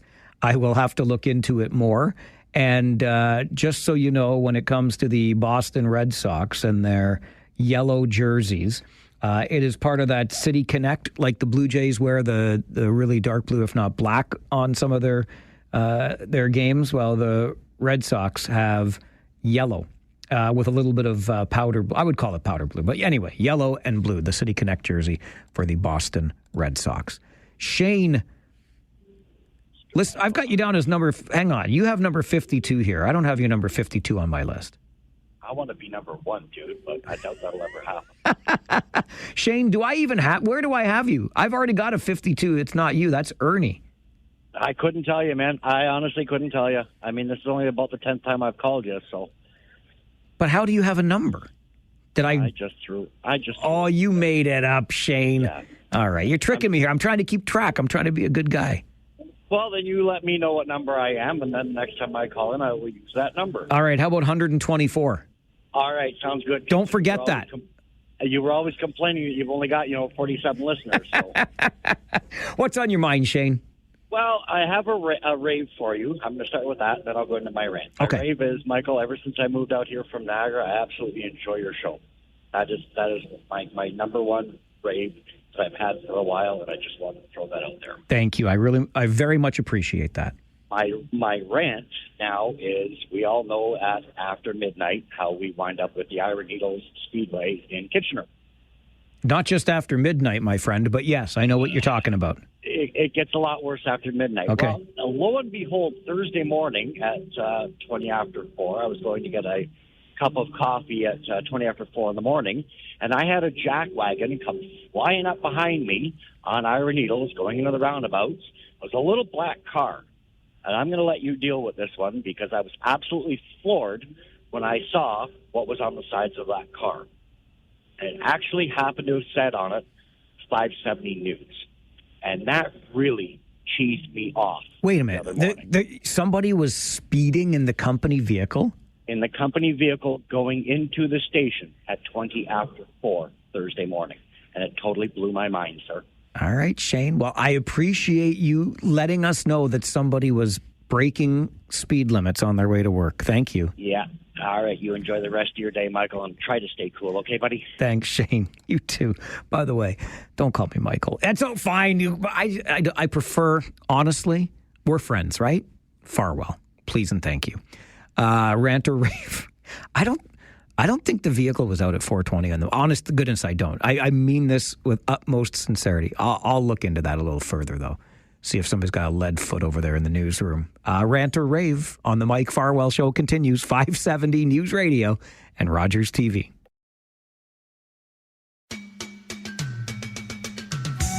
On Mondays, your Talkback Hour is for ranting and or raving. And back to the phones we go. Preston Paul, number 45 on Farwell's Force. Good afternoon. Good afternoon, Mike. Checking in this beautiful day. Gorgeous day. Yeah. Grant was talking about the team in yellow. Was he maybe talking about, you ever heard of the Savannah Bananas? I have heard of the Savannah Bananas, and I would love to go see them sometime. But no, he was talking about the Red Sox with their City Connect jerseys. Yeah, those yellows are brutal. But the TSN showed a game on Saturday night, Savannah Bananas playing the Texas Tailgaters. Mike, I'm telling you, what a treat.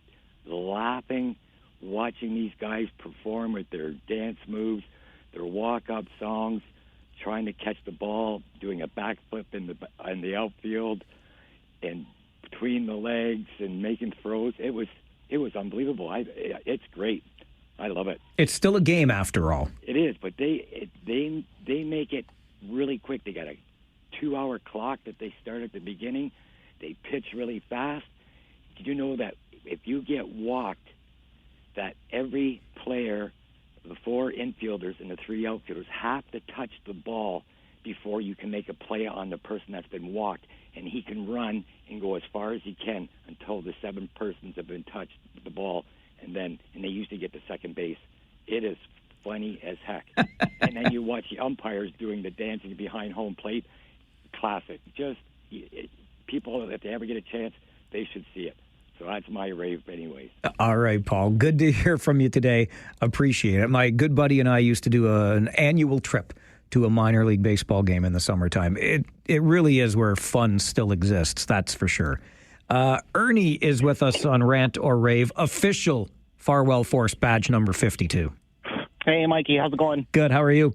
Good. So I got a bit of a rant here. On Sunday there, I was about to go get 2 liters of pop. Then I remembered St. Catherine's beer guy. I'm like, that's not good. I went to Go instead, right? Yeah, okay. So that's a good idea. It's because 2 liters of pop. Can you have 2 liters of pop? It's not good for you.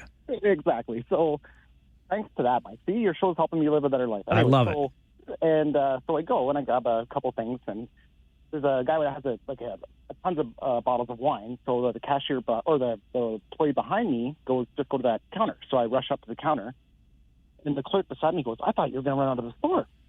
And so I just talked to the guy when I was paying for my stuff. I said, how often does that happen? And he goes, all the time. And I go, and you can't do anything about it, can you? He's like, no, nothing. We're instructed to not do anything. And I go, do any of them ever get caught?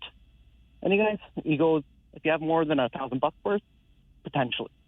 And I go, so realistically, I should just walk out of here right now, or I can? And he goes, yeah, you could. And I go, nothing's going to happen? And he's like, it's sad to say, isn't it?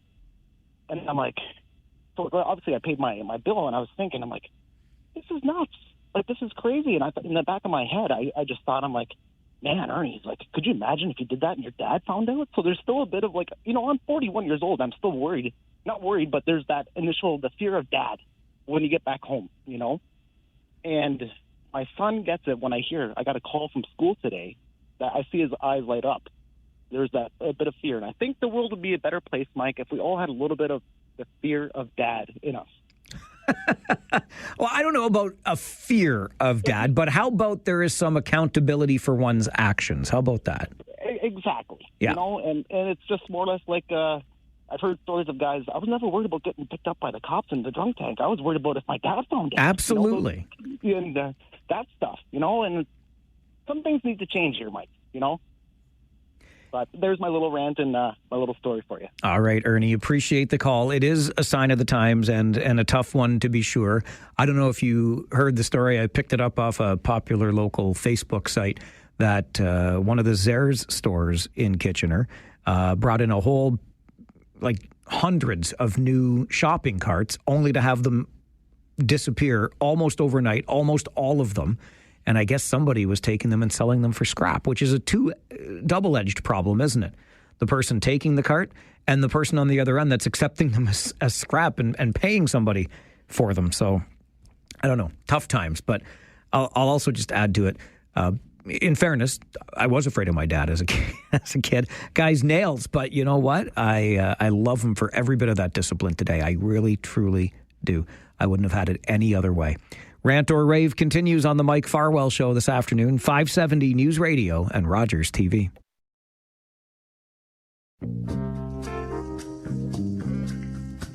Monday's Talkback is for rants and or raves. Kyle is next, Farwell Force badge number 6. Good afternoon. Good afternoon, Mike. How are you, my friend? Great, thank you. And you?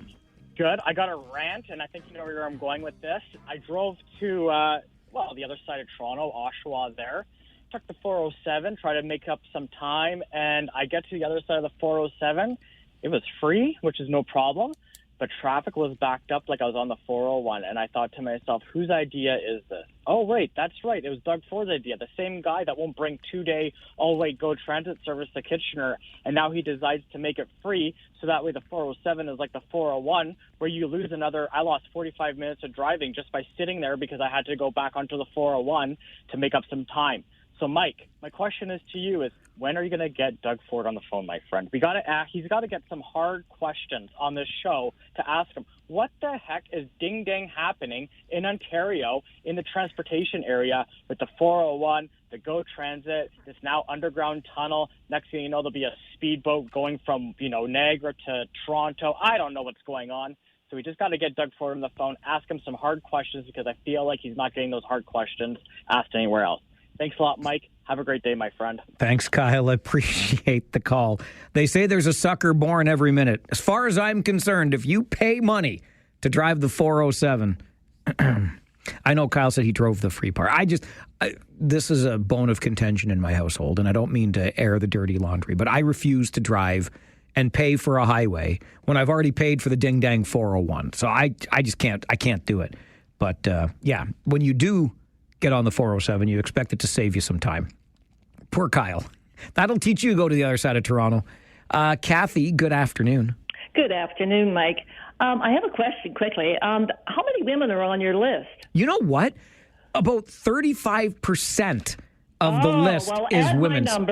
Give me a number, and we'll make that a little bit higher then. Well, Kathy, I'll gladly make you number 126. 126 works for me. Okay. Now, I have a rant. First of all, I'm not sure if you're the guy I contact if I need to book the bus for Jackwagon Jail. You got the keys to the cell yourself, Kathy. You throw anybody in there you want. Oh, I have a load here. Okay. So, the other weekend, I'm heading to Mount Forest. I'm going north on Highway 6. I know the one very well. Through a lot of farm country.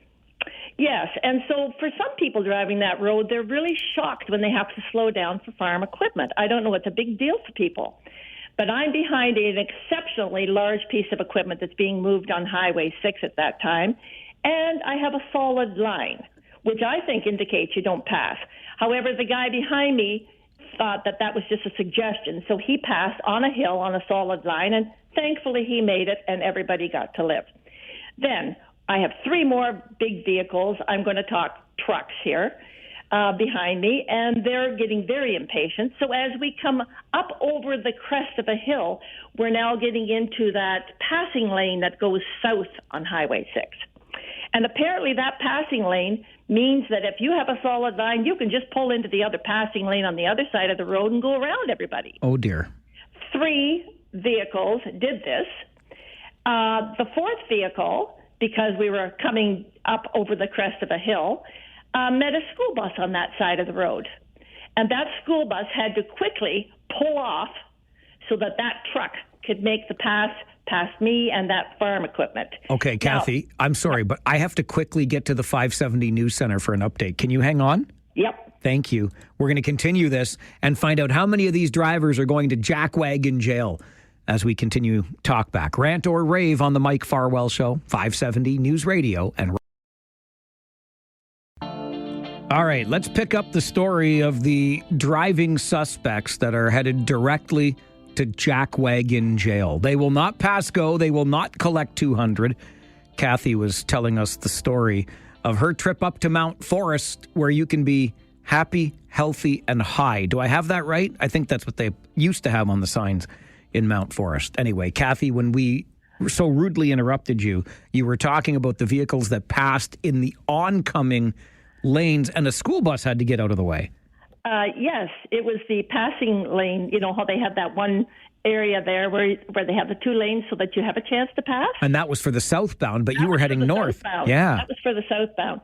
And by the way, maybe these people weren't happy and healthy. Maybe they were just high. I'm not sure. But at any rate, I guess the question in my mind is, what is so urgent that you would risk killing yourself or other people? It's a great question, Kathy, and it's the age-old question out there on the roads, isn't it? Yeah. Yeah, it is. It's just so reckless to do this kind of thing. And, I mean, you're in an area where I'm sure these people travel frequently. They know that it's farming country. And with the farm equipment, you never know whether they actually have signals or they're going to signal. You don't know when they're going to turn off. Like, you've got to be really cautious. I had a friend that actually ran into the back of a piece of farming equipment and lost her life. So I'm super aware of it when I'm driving now, and I just kind of go, you know what? There's no place I have to be if it's not safe behind this guy right now. It's an excellent point, and thank you for bringing our attention to it. Thank you for letting me rant. Anytime. Thank you, Kathy. Kathy joins our official listeners list, Farwell's Force badge number 126, and she is the 45th woman on that list. She wondered, how many women are on your list? 45 of the 126. We're going to do an All Request Friday, one of these Fridays. Ladies only. It's going to be Ladies' Day on the All Request coming up one of these days. That's what we're going to do for all you loyal listeners. Terry, good afternoon. Hey, good afternoon, Mike. Just a quick point on that solid yellow line. There's some jurisdictions where you can't pass, but in Ontario you can pass. Yep, if it's a double solid, not so much. But still, it's advising against. But yes, I know you can. Yeah, agreed. It's just the broken yellow just means it's safe to pass in those areas. But, a lot of people get confused by that. But what I was going to talk about, Mike, last Friday I called, and I made a comment regarding what Dylan said. And I think Dylan was bang on. And then I just basically called to put into question the integrity of the NHL. But then you said something about the victim about that. Now, she was paid by Hockey Canada. Was that correct? Like a couple of years ago? Yes. About $3.5 million, I think, was the civil suit that Hockey Canada basically paid hush money. Correct. Now, can they sue her for the breach of that? Because normally when you accept money, it's like when you get fired from some company and you know, they... Yeah, I know what you mean. I don't know the answer to that, Terry. I would doubt that Hockey Canada would try, but yeah, I'm not sure. Yeah, well, she can always say, "Well, I can't pay it back because I spent it," but it's just something interesting to think about because those guys, even though you were kind of saying, "Well, you know, they were found not guilty, but are they really guilty or were they really innocent?" type thing, but they were acquitted. That's the bottom line, and we can't question the judge. I mean, the judge was there. She's well, nobody was questioning the judge, and many have said that the outcome of this case was inevitable. This is how the court of law would find the evidence in the case. Yes, that's correct. But the thing I find interesting is they did pay her, like it was 4 years after the actual incident. And then, and then she, I don't know if she was encouraged if the police forced her to talk or not. That might come into contest. I would suspect, Terry, that she would not risk running afoul of any agreement that she made with Hockey Canada. So my strong assumption here is that there was no such condition on the money. Okay, yeah, that's what I was curious about because she did sign a waiver. Then she could be in hot water right now because who knows? She even might have been more than a willing participant. In that. We don't know. I think you're looking down a long road here, and I don't know why. To be honest with you, what she put herself through in this trial, she would not have done that. But Mike, we also attacked Carla Homolka back in the day. She served her time, right? She was 17-year-old. What? Wait, what? Where is this connection coming from? Well, explain that. Isn't that kind of the same thing? No. No, because everybody says she was a willing participant in that. She was 17 years old when she met that pervert, Paul Bernardo. She was probably brainwashed. We don't know. We weren't there. She served her time because... There is zero... Terry, there is zero... I don't even know... I can't make those dots connect for the life of me. All I know, Mike, is if it wasn't for her, the cops to this day would still be looking for a cream-colored Camaro that never existed. So I'm just going to leave it at that, Mike, because I know. Oh, you know what, Terry? It's a good idea. Terry, just leave it at that. Okay, but she probably Terry, leave it at that. Okay, Mike. Okay, Terry. All right. All right. Good day. Thank you. You too. My goodness. So you've got somebody that participated in the rape and murder of young women, and you're trying to make that comparison to the Hockey Canada case. Zero. There's not a shred that ties those two things together. Not one shred. Oh, my goodness gracious. Andre, good afternoon. Good afternoon, Mike. I got a question and two, Ray. Okay. One is when you went on vacation. Well, I know it's not really vacation because you had your phone. You heard how much I misbehaved. But what I'm saying is that when you're really on vacation to the nature, I don't know if that ever happened to you, and the time, Mike, is just so slow. Like I thought it was 3:30, 4 o'clock when it was only 12 o'clock, right? Andre, aren't you on a permanent vacation anyway? No, I'm not. No. Okay. No, I went camping for 4 days. Good for you. It's beautiful, isn't it? I had 4 perfect days, and then Friday, that big storm. So perfect, Mike. My rave, well, I guess that was my rave, is to the Balance Beach where I was. Great staff, great place. And I'm, as you know, the camper we got. So now we're all over the place discovering our beautiful nature that we have. And my big rave is right near you, Mike.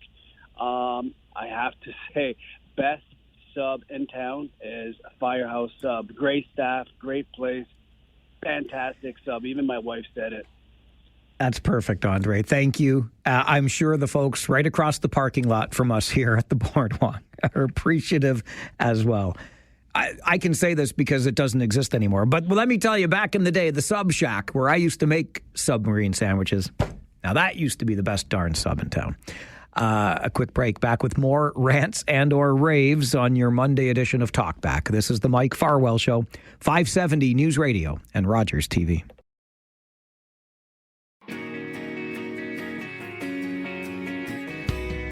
On Mondays, Talkback is for rants and or raves. Get it off your chest.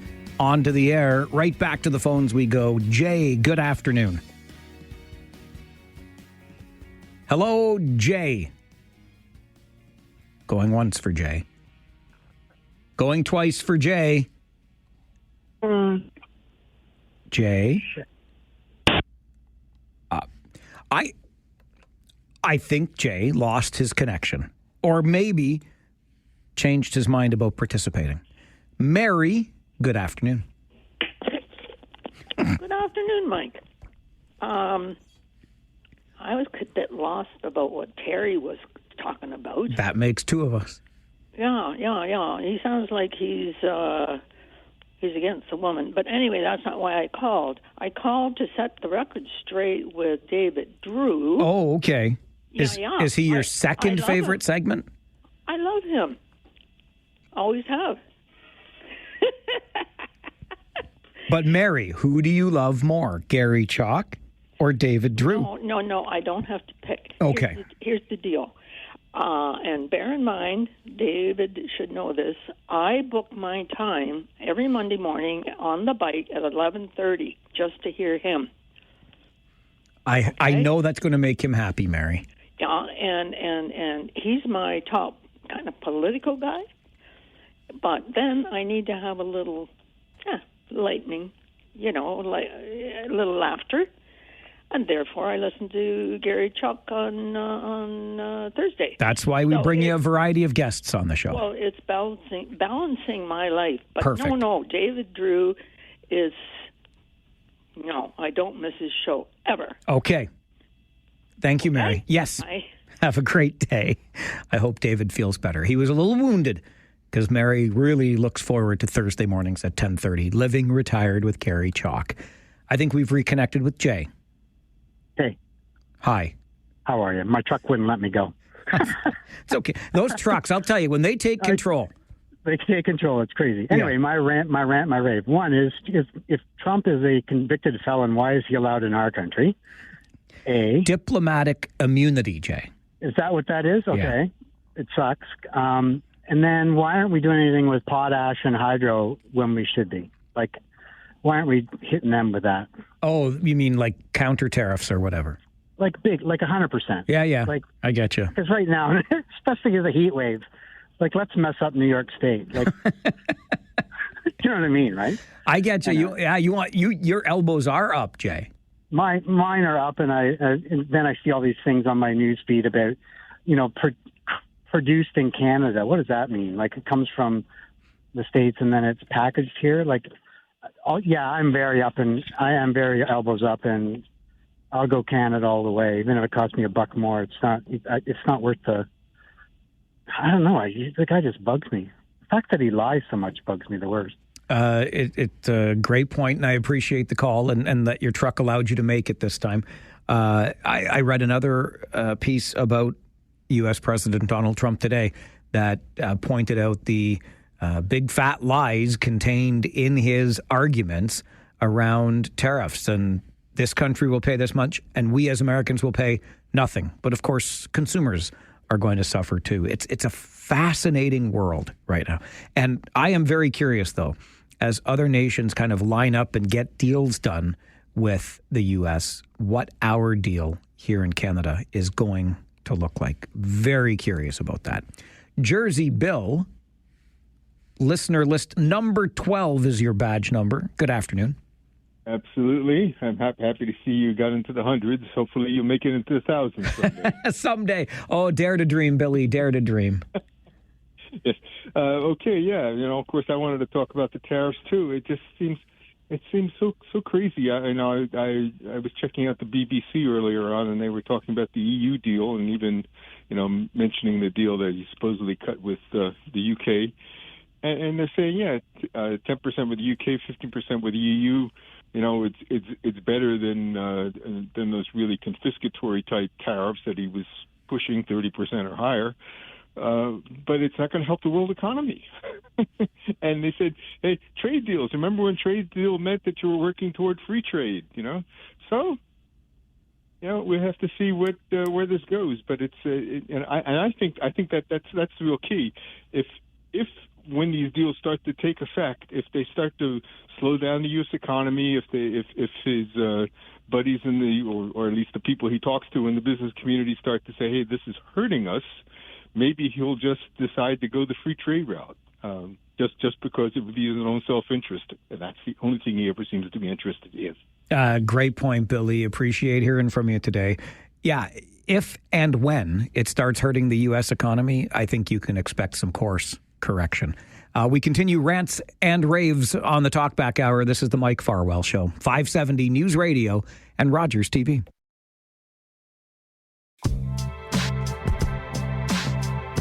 Just ahead of your 1 o'clock update in the 570 News Center. And now you know with Rob Snow, we've got more time together on Rant or Rave. Right back to the phones for Dallas. Badge number 30, Farwell's Force. Good afternoon, Dallas. How are you today? Good, thank you. And you? Not so bad. Good. Well, there's so many things that I wanted to talk about, but I know we have only limited time. So I just want to start by saying, well, congratulations to Mr. Carney for lowering the toll on the Confederation Bridge. As far as I'm concerned, there should be no toll. Since when does it cost anybody anything to get from one province to the other than your gas? And I just want to touch on the amount of money spent on the healthcare workers and such. I applaud the teachers or professors, if you will, that wanted to or are going ahead and giving back a portion of their pay to keep things afloat. Well, maybe some of our higher end paid medical professionals should maybe look at doing the same. All right, Dallas. Appreciate that call. It was a suggestion made by a University of Waterloo professor. We had him on the show last week that they take a prorated pay cut if they're making more than $100,000 a year. And yeah, I would think that we would feel similarly about other areas of our economy where there is a lot of administration making a lot of money. And Dallas seems to think so. Dylan, good afternoon. Good afternoon. Want to call in with something a little lighter. So I got a rave. I take a hard-boiled egg every day to work. I've been. So do I. We're who knew we were so close together? I've been trying for months to get the perfect peeler, so that when you peel the egg, shell comes off and you're left with the entire egg. Anyways, I watched a video this weekend, and it was an older lady teaching me how to make hard-boiled eggs. So you take your egg, before you put it in the water, you take the back of a spoon, You tap the bottom of the egg. You're not cracking the shell, but tap, tap, tap, and you will hear a snap sound. And what that is it's the membrane breaking inside the egg. Then you boil the egg as you normally would, and I had my first egg using that system this morning, and it was a perfect peeler. Snap that membrane. Thanks, Dylan. I appreciate it. There you go. And you know what? As much as I want to end on that note, I'm going to give Rudy the last word, but we only got like 30 seconds, Rudy. Okay, when the tariffs first came in, Doug Ford said he put 25% on the hydro going to New York and Ohio. And then he had a meeting with Trump.